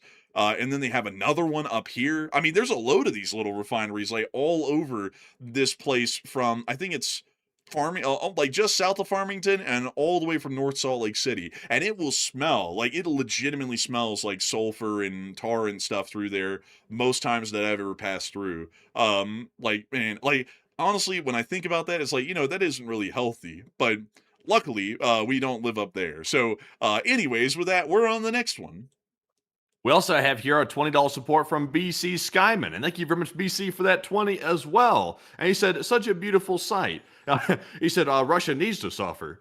And I gotta say, BC Skyman, he's not holding back. He's letting them have it. Man, he's letting them have it all. And also, it's nice to have you here tonight, BC Scammon. Hey! And also, we're happy to know that you're pleased with what you're seeing. Because I would agree. I think that generally, not the Russian people, but the Russian nation needs to suffer at this point, basically to just end the war, really for more of a utilitarian purpose than anything. But I would have to say the Ukrainians are certainly going above and beyond to make sure that the Russian government suffers to where the war will end, hopefully soon. But a big thanks to you so much for the support and helping this channel to keep it running. And I hope that does address that incredibly well. And with that, we're on the next one. We also have a 5 from RCH Technologies yet again. He said Russia needs the fuel, get oil from China, and China can't get oil because of Iran, and Iran wants nuclear technology from Russia. Really, it's not really necessarily an oil problem. I think that's the thing that people are getting confused with that. Russia needs refining capacity. That's what they're lacking right now. They don't have the ability to refine crude oil into usable refined fuel products. That's their main problem. That's why they're having that shortage because of the Ukrainian attacks in their refineries. So they could get as much oil as they want from China, but they would have no way to actually make it usable to a large degree. So what they really need from foreign countries is refined fuel, and that is logistically difficult to transport that in large enough quantities that far to actually make it to the distribution nodes. So it's really a big problem. But Enforcer, what say you? I would say it's a major problem. It's actually near impossible to deal with because, like we were doing the math earlier, if you had to have 550 or so fuel tanks, like for semis, loaded up with gasoline or diesel, and you had to ship those across the country, that doesn't mean that exactly 527 of those tanks is going to do the job. 527 of them would be needed just to fuel the deficit every day, but you would have to have loads more, multiple times more tankers and trucks on the road moving around that are empty, just getting back to wherever the distribution point is to pick up more and then bring it there for the next day. Because a Russian truck, like any truck, can only travel so far. They can only travel roughly, I think it's about 800 miles a day, and that's in optimal conditions. And so, say for example, a fuel station is 1,600 miles away from St. Petersburg. That is a 2 days trip. So you would have to have in that specific scenario for that one gas station 4 or 5 gas tanker trucks on the move just to make sure that that gas station gets a steady supply of fuel every day from their distribution node in St. Petersburg. And so you can see that starts to become scalably largely difficult to pull off. And if anything, it's almost like a Ponzi scheme at that point because you're just dropping all fuel at that point to fuel up the other fuel tanker trucks with gas to keep moving far enough to get to the gas station to drop off their gas to basically fuel the other fuel trucks and almost nothing else. I mean, the fuel supply capacity would still have to be rationed, but it would be available, but it would still be prohibitively expensive to import refined fuels like gas and diesel, and it would also be prohibitively expensive to keep the trucking companies on payroll in a large enough number with enough fuel tanks available, with truckers only doing that as their job to keep all of this fuel moving through Russia each and every day from their nodes. So I would say it's near impossible for this situation to be fixed at this point. So I would say that while everyone wants something from everyone, really Russia's first problem is just having fuel at all. And I don't really think there's a way for anyone to fix that, no matter what they try and negotiate or manage internationally amongst their allies. So a big thanks to you for the support, RCH Technologies, and I hope that does address that well. And with that, we're on the next one. We also have a $5 support from Flamingo. And Flamingo said at this point, every Russian seems to have a relative that has gone out in the war permanently. Yeah, that's actually probably true. I mean, at this point, if we were to say like wounded and killed, 1.4 million people have been wounded and killed in this conflict in Russia. And considering that the Russian population is about 120 to 115 million, that means that out of the whole population, about 1.3% of the population has been wounded or killed in the conflict, meaning that like almost everybody in Russia at this point, because you have a 1 in 100 odds of someone in any given population being wounded and killed in this war in Russia. Everybody should know somebody that's either been wounded or killed in this conflict in Ukraine, which is kind of crazy when you think about that. But a big thanks to your support and help this channel to keep it running. And with that, we're on the next one. We also have a 2 from the original Nosferatu, who said, Slav Ukraine. And I say, here I'm Slava, and thank you very much, the original, for that support. We also have a 2 from RCH Technologies, who said, eat more beans, Russia needs gas. Oh man, well, they could get a lot of gas from Putin's statements from the Kremlin and Peskov's and everyone else's, because their statements are full of hot air. Well, that's a gas in a way. Air is a gas, but not the gas you can put in a car, but it's a gas. I believe chemistry-wise, or how would that be explained? Elemental. Elementally, yeah. Like, chemistry ain't really the explanation for that. But anyways, with that, a big thanks for your support, RCH Technologies. And with that, we're on to the next one. We also have a 2 from Flamingo yet again. He said, the Russia should not only be defeated, but humiliated. I would never say, like, especially considering that they're a nuclear country, we should never be looking to humiliate our foes, because if we do that, you can look to Germany. at the end of World War I to see what happens when you humiliate a country when they're defeated. You get Nazis or you get communists, and you really don't want to humiliate a country and its people to where you end up getting Nazis or communists in charge because they're so angry and resentful, they're wanting to just strike back at people as soon as they get the first chance. So I'm always for defeating the enemies of the United States of America, but I'm never in the concept of humiliating them, because humiliating them does more harm to us in the long run than it does us good. Because it was the Treaty of Versailles that Britain, France, and the United States largely pioneered on our own that humiliated Germany so badly that 300,000 Americans would end up losing their lives 20 years later, having to fight the very government that we created because of the Treaty of Versailles and the kind of resentment they had. On the other hand, if we treat them generally like equals and treat them well, that's how we get friends like we have today. That's how we get the Germany of the present day, which has a $5 trillion economy and we have huge trade relations with and really no hard feelings. You know, we look at Germany as a great country these days, and Germany looks at us as a very amenable country in defense and economics these days as well. So I'd say that's really more so the way to treat a country, even if you resent them greatly, is that once you defeat them, never humiliate them. The defeat is humiliating enough. Treat them well at that point and try and build up economic relations with them, and hopefully they'll stay around for a while like the rest of our allies have. So with that, I hope that does address it the best I can, at least in my personal opinion. And now it is time for us to get on into the Morse code decoders. So what do we got?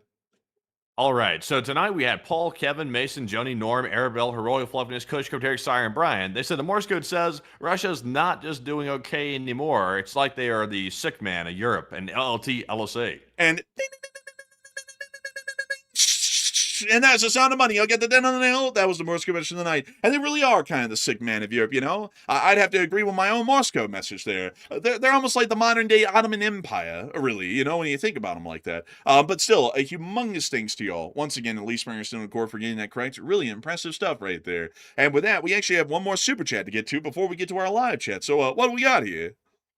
So this one goes to Kerberos3, who puts in a 20 once again. And thank you very much, Kerberos, once again for the support. They said, do you think once the war is over, Ukraine will become a major military equipment producing powerhouse and specialized innovation to help rebuild?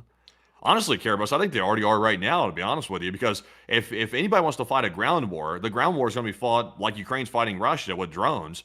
So essentially, if you want to have success in a ground war, you have to team up with Ukraine because they're the ones with the actual on-the-ground experience to make that happen. And also, I mean, the fact that they're developing weapons and you know, innovating so fast, I mean, they have the bench, they have the ability to do that. And they're the ones with that capability. So we really have to look to them. I would say they are right now. They've really gained some leverage over the war. But Enforcer, what say you? I would say, yeah, I would agree. I think they're definitely going to be a significant arms producer after the war. And also another thing that's interesting about that, and this is something that we don't talk about a lot, is that once you build up industrial and manufacturing expertise, you don't have to keep building the same stuff after the war. So they could actually take a lot of these industries and companies that they've made, and they could divest some of the factories, like say from Firepoint, considering that they're not going to have those kinds of contracts coming in bulk where it's like build as many missiles as you can, as quickly as you can, indefinitely, and we'll just keep paying you for them. So Firepoint could divest themselves of their factories and staff for other economic,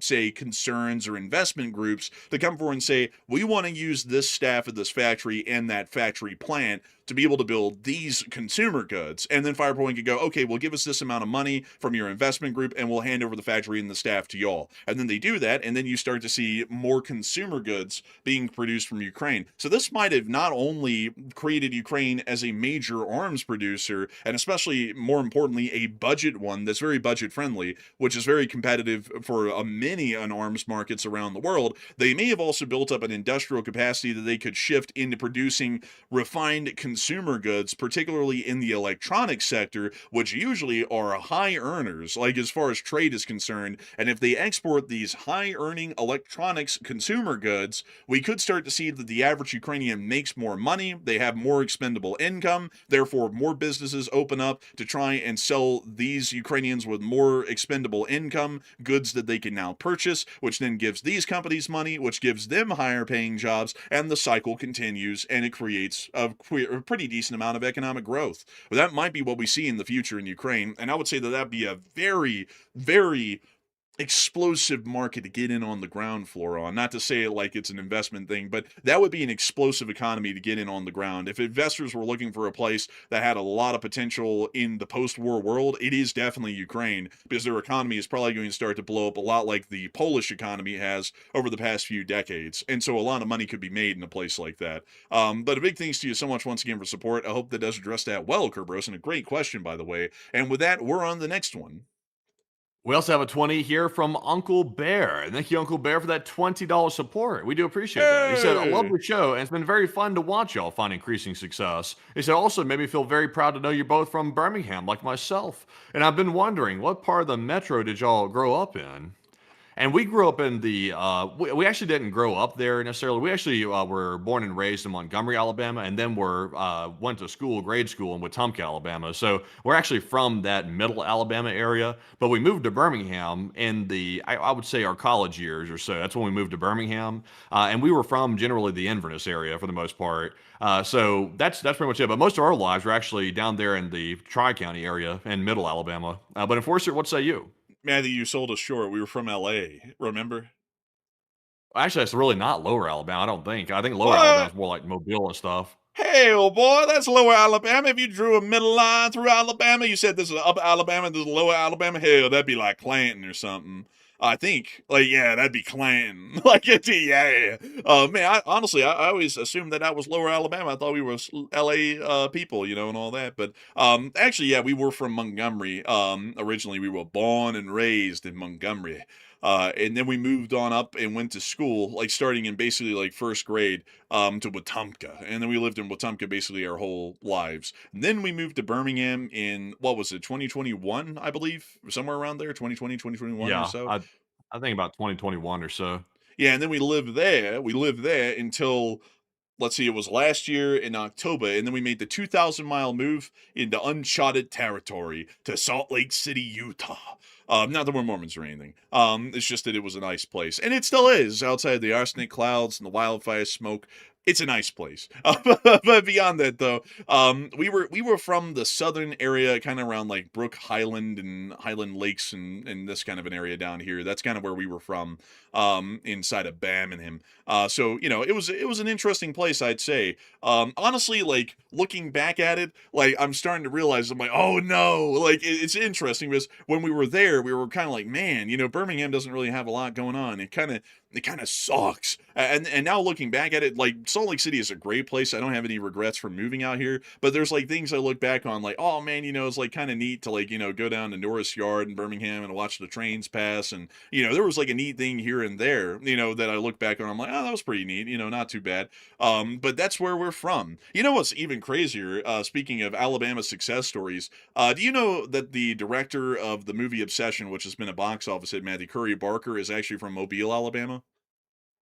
No, I actually did not know that, no. Yeah, he's actually from Mobile, Alabama. He ended up making one of the biggest box office hits of the year this year. So, I mean, a lot of Alabama success stories out there, I tell you. Goodness gracious. Alabama's booming and moving. I got to tell y'all, folks. I got to tell y'all. But still, I hope that has addressed it the best we can. And a big thanks to you for support and helping this channel to keep on running. And also, really cool to know that you're from Birmingham. And so with that, we are on to the next one. Why does it seem that everybody that's leaving Alabama and doing something big is like getting into like kind of dark subjects? It's like we're covering war and death like every single day, and then the other dude makes a movie called Obsession. It's like a horror flick that's like scary as hell. It's like it seems like people leaving Alabama are doing like a lot of stuff that's kind of like a little like horror film related.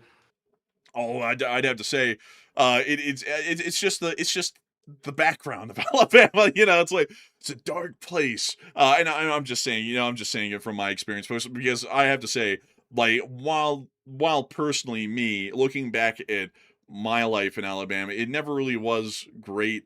Like me personally, I never really got along with anybody in Alabama. And whenever I think that I had made good friends, there are good friends that I do have from Alabama. They're still there right now, and I still talk to them. But for the vast majority of the people that I make friends with, I would always think that I was good friends with them, and then out of the blue, they just like turn their like just absolutely like chew me a new one for no reason, just basically throw me to curb. And I never got why that would happen. But outside of all that, my experiences with Alabama, a lot of people say Alabama's actually not that bad of a place. So, I guess it's different from everyone's experiences. And also, we had a lot of extra things going on as well that had nothing to do with friends. It had everything to do with the kind of situation we were born into.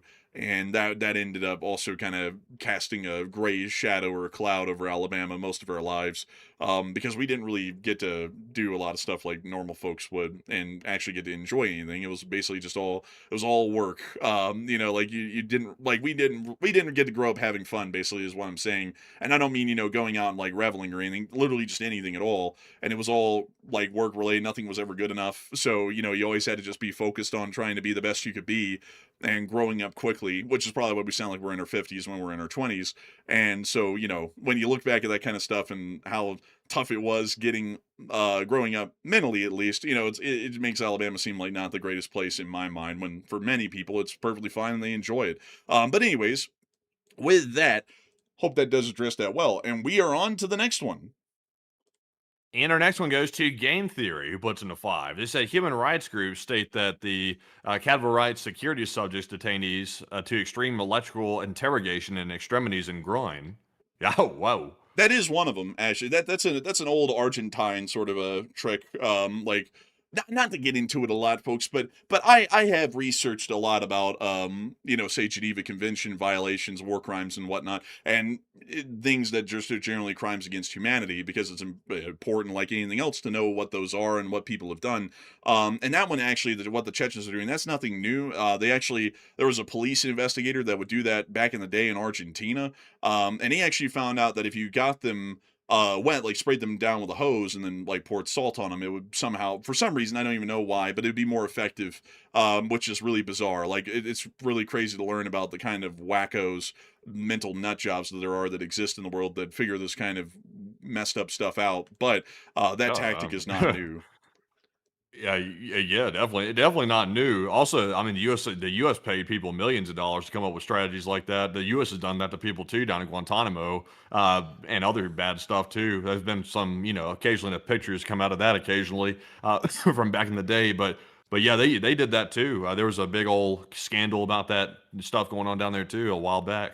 Well, yeah, but I mean, like, with the Argentine guy, nobody was paying him. He just did that in his purview as a police investigator in Argentina. Like, he was just like, like, if I, like, zap this dude in the groin, like, will he give me what I want, like, as far as information? And if I spray him down with a garden hose and pour, like, table salt on him, will that make it worse? And it did, for some reason. And it's like, why in the hell was he doing all this? He was just a police investigator. Like, nobody was paying him or telling him to go out of his way to do the stuff. He just did it. And that's kind of different with the United States. But something else that's interesting, speaking about America paying people to do stuff, the country that is the best, folks, statistically, at psychological warfare and psychological operations is the United States of America. And Matthew, do you know the reason why that's the case?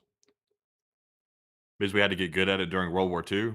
No, because of advertising firms in the United States of America. Advertising firms in the United States of America have such a well fleshed out understanding of human psychology and also marketing tactics that they can use that in the opposite direction. Instead of marketing something to people and making them want it, they can put people into fear. And the CIA has worked extensively with advertising firms and corporations, PR departments in the past through the decades, to be able to work on effective psychological operations campaigns. There was actually a really cool one. Like, there was a really neat one that we tried to do and we didn't follow through on, because this was one of the failed ones that we know about in Afghanistan, where they were trying to test out this doll that they would give to kids, like it was an action figure, and it would look like a normal action figure of Osama bin Laden, funnily enough, but if the toy ever got hot by like human hands touching it for too long or anything, the face would actually change into that of a demon. And the idea was that, considering that most people in Afghanistan are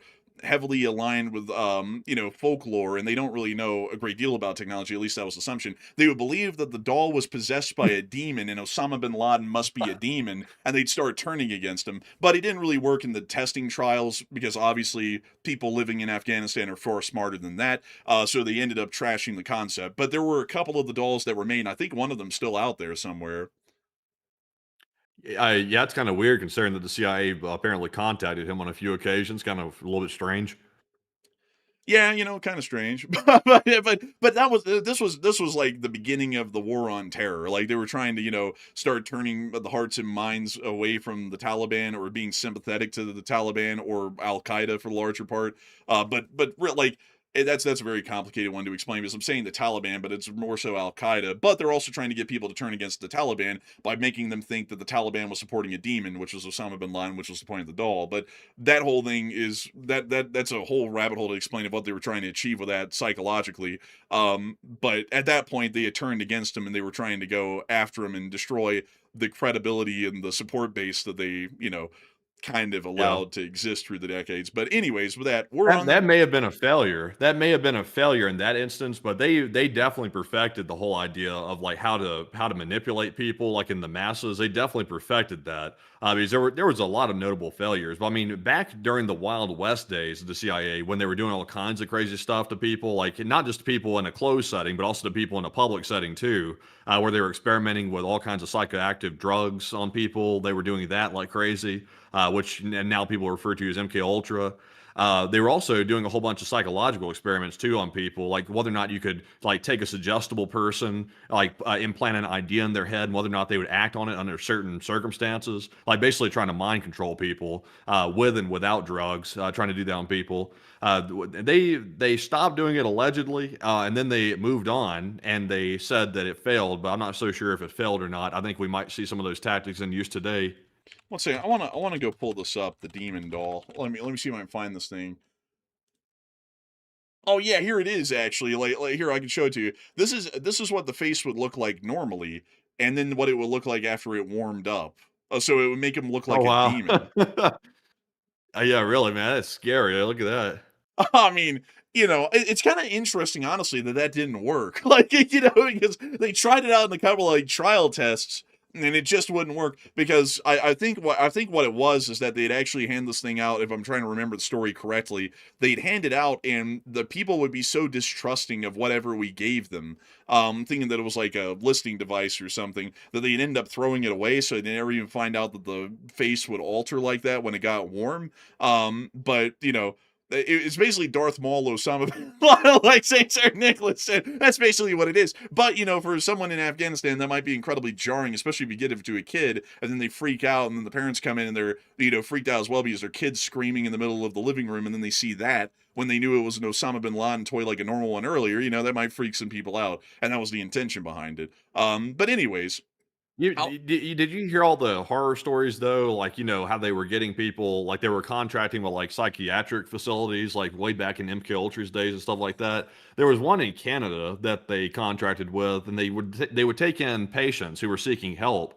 They were going there to the psychiatrist to go get help for like different conditions like depression, PTSD, and stuff like that. And they would take them into the facility, and it would turn out there was a whole bunch of people that was contracting with the CIA in there to conduct experiments on people. And some of them like had like they tap their head like every once in a while or something like that, like to drive them crazy or something, to see if they could like I think they call it psychic driving or something. They would try to like drive ideas into their head by basically torturing the people, honestly, from the sounds of it.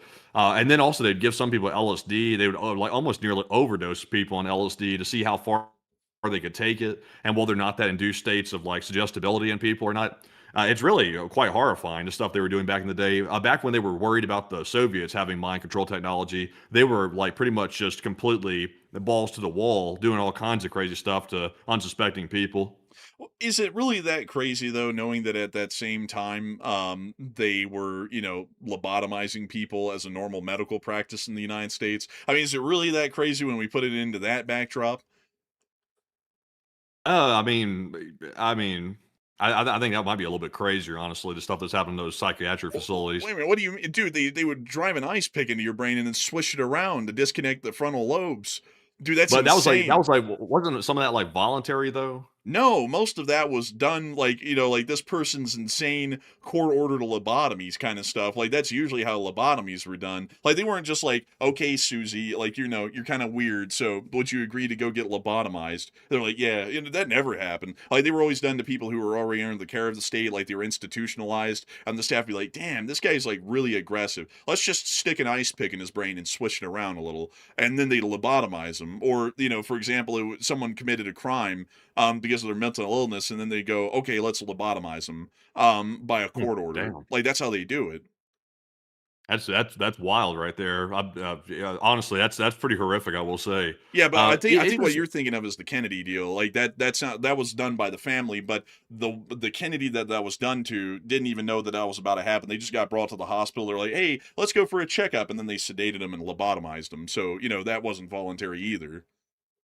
Yeah, that's just it's really just wild. That's where they started like really getting heavy though, like with the psychoactive drugs. The psychoactive drugs are really like a fascinating thing. Well, obviously, I don't mess with any of that junk. Like it's fascinating from an academic perspective, like how that stuff works. But you've heard like the stories. Like some people will do like some of those different substances or whatever, and they'll have something called ego death, where basically they start like losing normal human like egotistical drives within their psyche. They start losing it, and they come back from these experiences, and they start becoming like completely. I don't know if it's altruistic's the right word, but they start becoming less detached from like normal drives. And you know how people are generally materialistic, like they want to like gather things together. They want to get a nicer car, a nicer house. They want to accumulate money. They start losing those normal things that normal people are driven by, and they start just going into like this like almost not really catatonic state, but they start going into this like weird mode where they're like just kind of like there, and they're kind of not really doing anything. Huh? I've heard about something like that. Not from any clinical source. That was like from one of the like law school kids. He's like, dude, have you ever done that, bro? You like it's outer world experience, bro. And I was like, okay. I was like, yeah, That's that's dangerous. I know, It's like, dangerous yeah. though. I mean, the people. I mean, it's fascinating, but people have to realize, like, if this is enough to alter your psyche to where it changes you, like psychologically, it's like humans are adapted to exist within our system, like the system that we have. I mean, you have to sort of like be in it. It's not like you can opt out. Well, we live in a capitalist society, so it's like if you take something that alters your mental state permanently, and you're no longer like adapted properly to function in our society that we have to live in, it's like you just messed yourself up. Like, I mean, you may be on a so-called different plane of existence, as some of these people want to call it, but it's like you're not on the plane of existence that we have to live in. So it's like you just messed yourself up, possibly. Yeah, I mean it's something else. It's like honestly, man. Like also, it's like it's kind of weird to hear that from a law school student. Like yeah, remember that? Man. Yeah, it's like why the hell do you know all this stuff? It's like man, that some of the people at that law school are absolutely wild, man. Like they say some crazy stuff. But anyways, with that, it is time for us to move on and into the next one. And our next super chat goes to Ross, all the way from Australia, who puts in a $20 support. And thank you very much, Ross, for that $20 support as well. And he said, as we're on the subject of bin Laden, did you guys ever hear his body parts were tossed from the helicopter over land rather than buried at sea, as we were told initially? No, I hadn't heard of that. I thought they took his body, weighted it down, and they slid it off the side of a carrier. That's what I had always heard. From Have Black you heard? Hawk. Huh? They did it from a Black Hawk. The SOF operators took them in a Black Hawk, and they threw them out there in the ocean. That's the story I've heard. I'd always heard that they just weighted his body down and dropped it in the ocean because no one would be able to find it down there, and it'd also get eaten by the sea life. Um, but I mean, either way, they got him, and then they made sure that the body was never findable. I think that's the basic story that we can go with. But I haven't heard that one though. But a big thanks to you for support and helping this channel to keep it running and helping us to make this thing possible, Ross. Very interesting version of the story there, and apparently there's multiple different stories of what's happened to the body of Bin Laden. But regardless, it's good to know that he cannot be found to be turned into a martyr and to have like a pilgrimage site for his followers or his supporters. But a big thanks to you so much once again. And with that, we're on the next one. Also, a big shout out to Charles Hasley. Just put in a $50 support to the fundraiser. A big shout out to you, Charles, for that generosity once again. Also, we have a super chat here from Game Theory. He said, "You the CIA? I'm not." But he said, "The CIA experimented on U.S. citizens in San Francisco, California? Question mark. Drugs." Yeah, they did. That was actually one of the locations where they conducted some experiments in San Francisco. They also conducted other experiments too, like environmental experiments, where they would send like a ship off the coast and they would spray an supposedly inert material into the atmosphere, and it would aerolize and go into the San Francisco Bay Area, and it mixed in with the fog. But it was actually an inert bacteria, and the objective was to see how that disperses. Let's say an enemy tries to do a biological attack. They were trying to see how that dispersed amongst the urban environment and how quick it would spread. But some people allegedly got sick from it because some old people with compromised immune systems can't properly deal with the bacteria that was allegedly inert, and it killed some people. But yeah, that definitely happened. But Enforcer, what say you? I would have to say, I've heard about it a little bit. I don't really get into a lot of the CIA stuff, because like I kind of just like I don't know what it is, but whenever anything's mainstream, I always find it hard to get into it because you end up running up on a lot of sources because something's mainstream and everyone wants to write something about it that are untrue, and I'm like, I don't want to sparse through this. So then I go through something else that's less mainstream and sparse through it to get like more interesting facts. So I haven't really looked into a lot of CIA stuff in general, and I know a little bit of tidbits here and there, like the Bin Laden doll that we just brought up on air, but other things like that, I don't know the specific details of, or really have heard about it in greater detail. I do know that at one point, though, I believe it was in the United Kingdom, they actually just issued LSD to soldiers in the British Army, and they actually filmed it. Like, you can find the film on YouTube still. Like, I think they laced drinking water with LSD or something, and they told them to drink the water, and then they recorded them. They actually filmed them for, like, the next hour, and, like, the symptoms and everything else that happened from them consuming it. And it's all out there and documented and filmed by the British. But they were a lot more open about it, at least in that instance. Not to say that the British are a lot more transparent in that way, because they also did a lot of crazy things during the Cold War that they were not open about or documented that well. But that was one of them. But anyways, with that, I hope that does address it the best I can. And a big thanks to you once again for the support and help this channel to keep on running, Game Theory. And with that, we're on the next one. We also have one more support here from Game Theory. He said the government secretly tested mind-bending substances on unsuspecting people in the 50s. And look at the wild true story of Operation Midnight Climax. That's a very interesting name for that right there, because just a really quick version of that story, they set up a brothel in a city here in America, and they would go get people off the street that's called, people that look for prostitutes are called Johns. So they would go get these dudes off the street that was looking for these prostitutes. So they would send out prostitutes to actually work for the CIA on the street. So they'd go and pick these dudes up, and they'd bring them back to the place, like I assume a hotel. They had like two-way glass set up in the hotel. So when they came back to do the business, they was looking through the glass of these people, and these prostitutes, these ladies here, would inject these dudes with these substances, and the CIA people behind the glass would see what their reaction was to it. So in other words, these people got drugged. They had no clue what was about to happen, although they were engaging in some, illegal activity. I don't know if they knew they were about to get drugged, but yeah, that's story. The CIA got up into a lot of crazy stuff back in the day. If y'all don't know, there was this plan to actually assassinate Fidel Castro when he went, like, another crazy CIA story. They were planning on assassinating Fidel Castro one time when he went scuba diving off of the coast of Cuba, and they decided to get a very colorfully looking fake conch shell, attach it to the reef with a string, so that way when Castro saw it, their idea was he would see it and go, "Oh, beautiful conch," and he'd swim down and grab it, and when he grabbed it and pulled it up off the reef, it'd pull the string, which would activate a bomb in the conch shell, and it would blow up in his hand, hopefully taking him out.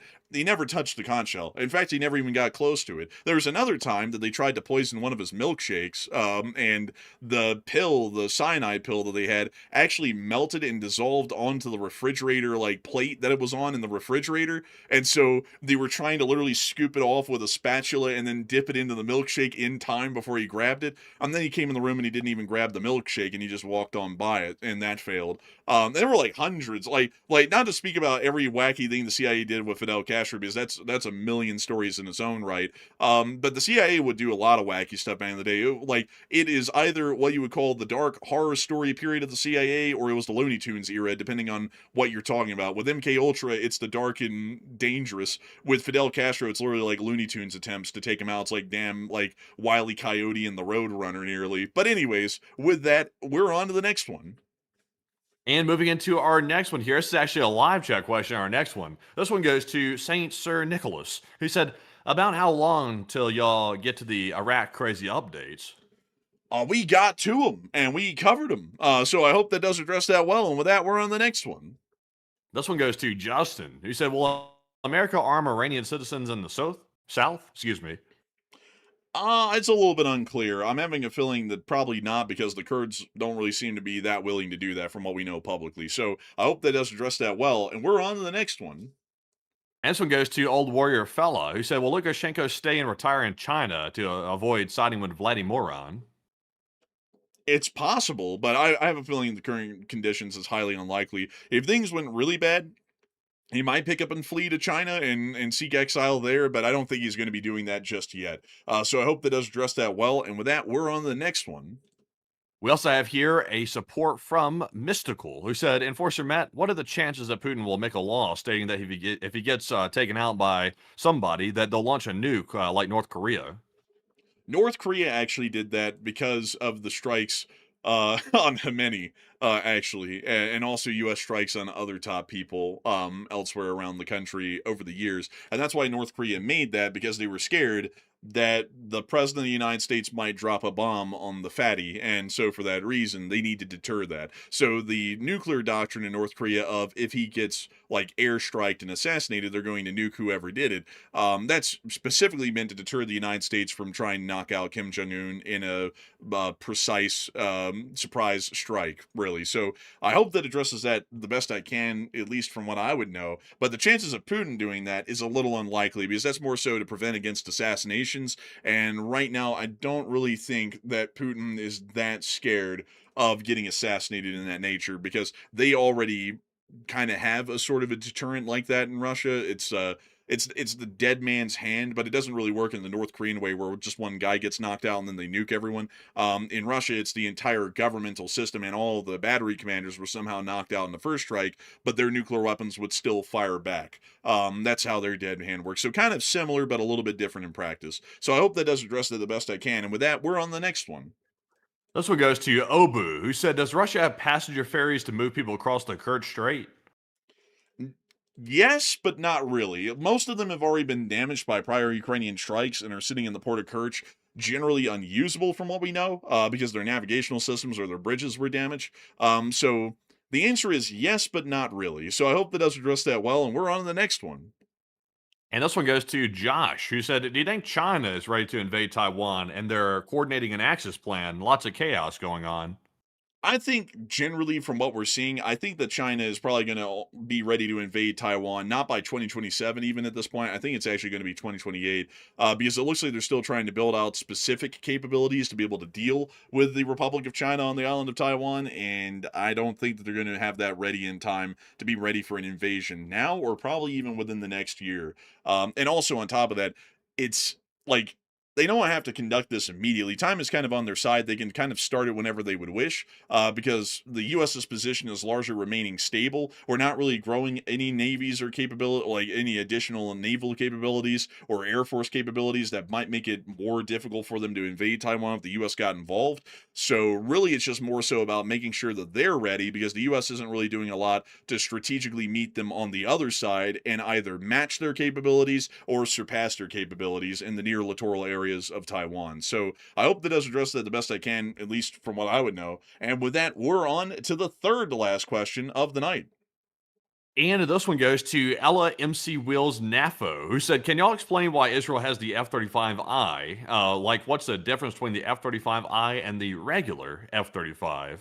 So the main difference is between the two is the F-35I, at least in theory, has reduced capabilities in its avionics. I think that's the main difference between the two, but I don't think Israel was very happy with that. I think they were kind of upset they didn't get the full version. So I'm not really sure if they had the full version, but Enforcer, what do you know?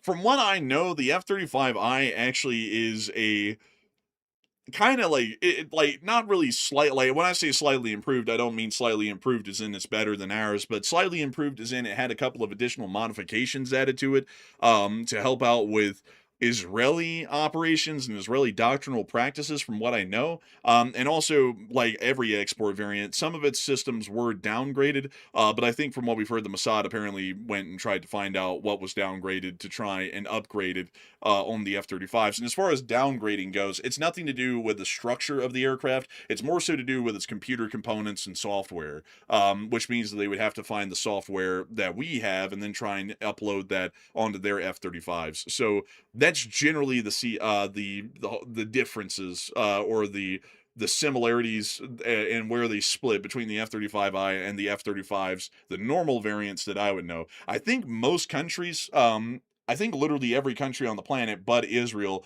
gets the normal variants that we have built. So the F-35A, the F-35B, or the F-35C. And each one's slightly different. The A is for the Air Force, the B is for the Marines, and the C is for the Navy. So the C variant has an arresting hook. The B variant is the VTOL capable one, which is honestly the black sheep of the group. It's kind of the weakest link. And then the F-35A is the Air Force's version. And also the F-35C has reinforced landing gear struts and whatnot to deal with like heavier impact carrier landings, and the Air Force's has its usual sorts of lighter suspensions that deal with lighter landings that are not as hard as slamming into the deck of a carrier, trying to make sure the arresting hook hits the arresting wire. So with that, I hope that addresses that the best I can, at least from what I'd know. And with that, we're on to the, I believe, second to last question of the night. Yes, that is it. And this one here is going to go to none other than James. He said, I wonder how long it will take Russia to recover post-war for their fuel supply. Probably take a couple of years, generally from what I would think, but it's really hard to say because there's a lot of things that could happen that affect that timetable where it could happen quicker. It could be like a year, or it could be more than half a decade, or even getting closer to a decade, depending on how they handle the recovery process post-war. But I have a feeling it's probably going to take on average probably about 3 years for their supply situation to stabilize and return to a semblance of its pre-war conditions. So I hope that does address that well. And before we get to the final question of the night, we actually have one more super chat to get to. So what do we got? And this super chat goes to Kerberos3 once again, who puts in a 10. And thank you, Kerberos, once again. They said, plot twist, China invades Taiwan. Ukraine pops up. Hey, you remember when you helped Russia? Send the drones. Man, now that might happen. Hey, was you even listening, man? Were you listening? Yeah, I was listening. I'm trying to think about my answer, Matthew. Like, I'm trying to think about it. But beyond that, though, I do thank you for the support. And I would have to say it could happen. Like, and also, I'm sorry, everyone, because I was trying to take a minute to think how they could even do that. That's what I was trying to sit there and think about for a minute. But they could try. It sounded like you got caught off guard, man. That's why I said that. So there's like a big pause, like a big, huge pause there for a second. I was like, what happened? Is he there? Well, I was sitting there thinking, I was like, how in the world would they ship that in? Because Taiwan would be blockaded. Like, could Ukraine do that? Is there a possibility for that? Maybe they could do something else. I'm trying to think about all that before I answer it. So sometimes, folks, I take a minute to answer because I don't know everything off the top of my head. But beyond that, though, I would say it's possible, but depending on the blockade conditions around Taiwan, it might not be the easiest or really the most straightforward thing to do to get anything into Taiwan. They probably have to get it in beforehand, or otherwise it might not be able to make it into Taiwan at all, especially considering that they'd probably be blockaded definitely for the first opening months. So I hope that does address that the best I can, and a big thanks to your support, Kerberos3, and help with this channel to keep on running. And with that, we're on to the final question of the night. And so who is the last person to put in the lucky last question of the night? And also, in the meantime, a big shout to Kerberos3 for throwing in a $50 support to the fundraiser once again. And thank you very much, Kerberos, for that generosity once more. I think we're currently sitting at about almost $2,900 raised right now. So that's fantastic right there. And a huge thanks to everybody once again. But moving into our last question of the night, this one's going to go to CL Burke, who said, do you think Putin would pull a scorch earth move on Crimea? Maybe, probably not. I mean, honestly, the Earth has already been scorched for the larger part. All the fuel depots have been destroyed, the substations have been destroyed, the bridges have been destroyed by Ukraine. So there really isn't a lot for Russia to scorch the Earth on when they try and leave. Maybe they could blow up some apartment blocks, but outside of that, most everything else that's critical infrastructure that usually you would scorch Earth when you're retreating from someplace has really already been destroyed by the Ukrainians. So I'd say They would like to, probably, but they probably wouldn't even be able to do it because Ukraine's already destroyed all that stuff before they could. So I hope that does address that the best I can. And with that, it is the end of tonight's stream. And I got to say a humongous thanks to each and every single one of y'all for being here over the course of this night. Over the course of about 3 hours and 30 minutes, 129,000 people have watched this show, and we had a peak viewership of 19,500 people. And I got to say humongous thanks to each and every single one of y'all so much once again for being here and enjoying the show, and not only that, raising more than $2.8 thousand, almost $2.9 thousand in support of Razom for Ukraine. And so a humongous thanks to every single one of y'all once again for watching, and we will see you all on Tuesday at 10 p.m. Eastern Time to cover the next 24 hours of the news from around the world. And if there is a shorter video to be made, Enforcer Matt will be the one making that tomorrow. And so with that, good night, good luck, take care, stay safe, Slava Ukraine, Hrom Slava, long live the Lee Spring Army, and long live the Republic. And with that, a huge shout out to the 130,000 plus people that were here tonight, and a huge shout out to everybody once again for helping us to hit that fundraiser goal and then some, almost $1,000 above it, by the way. We do appreciate everybody for supporting it once again tonight, and we hope to see you all on Tuesday night at 10 p.m. Eastern for the next Nightly War News stream, and maybe tomorrow for a short war video as well, maybe, if there is enough news to cover. So be on the lookout for that possibly tomorrow. But once again, a huge shout out to you all, and have a good night, and of course, Slava Ukraine, Hero Slava, get some rest, and good night.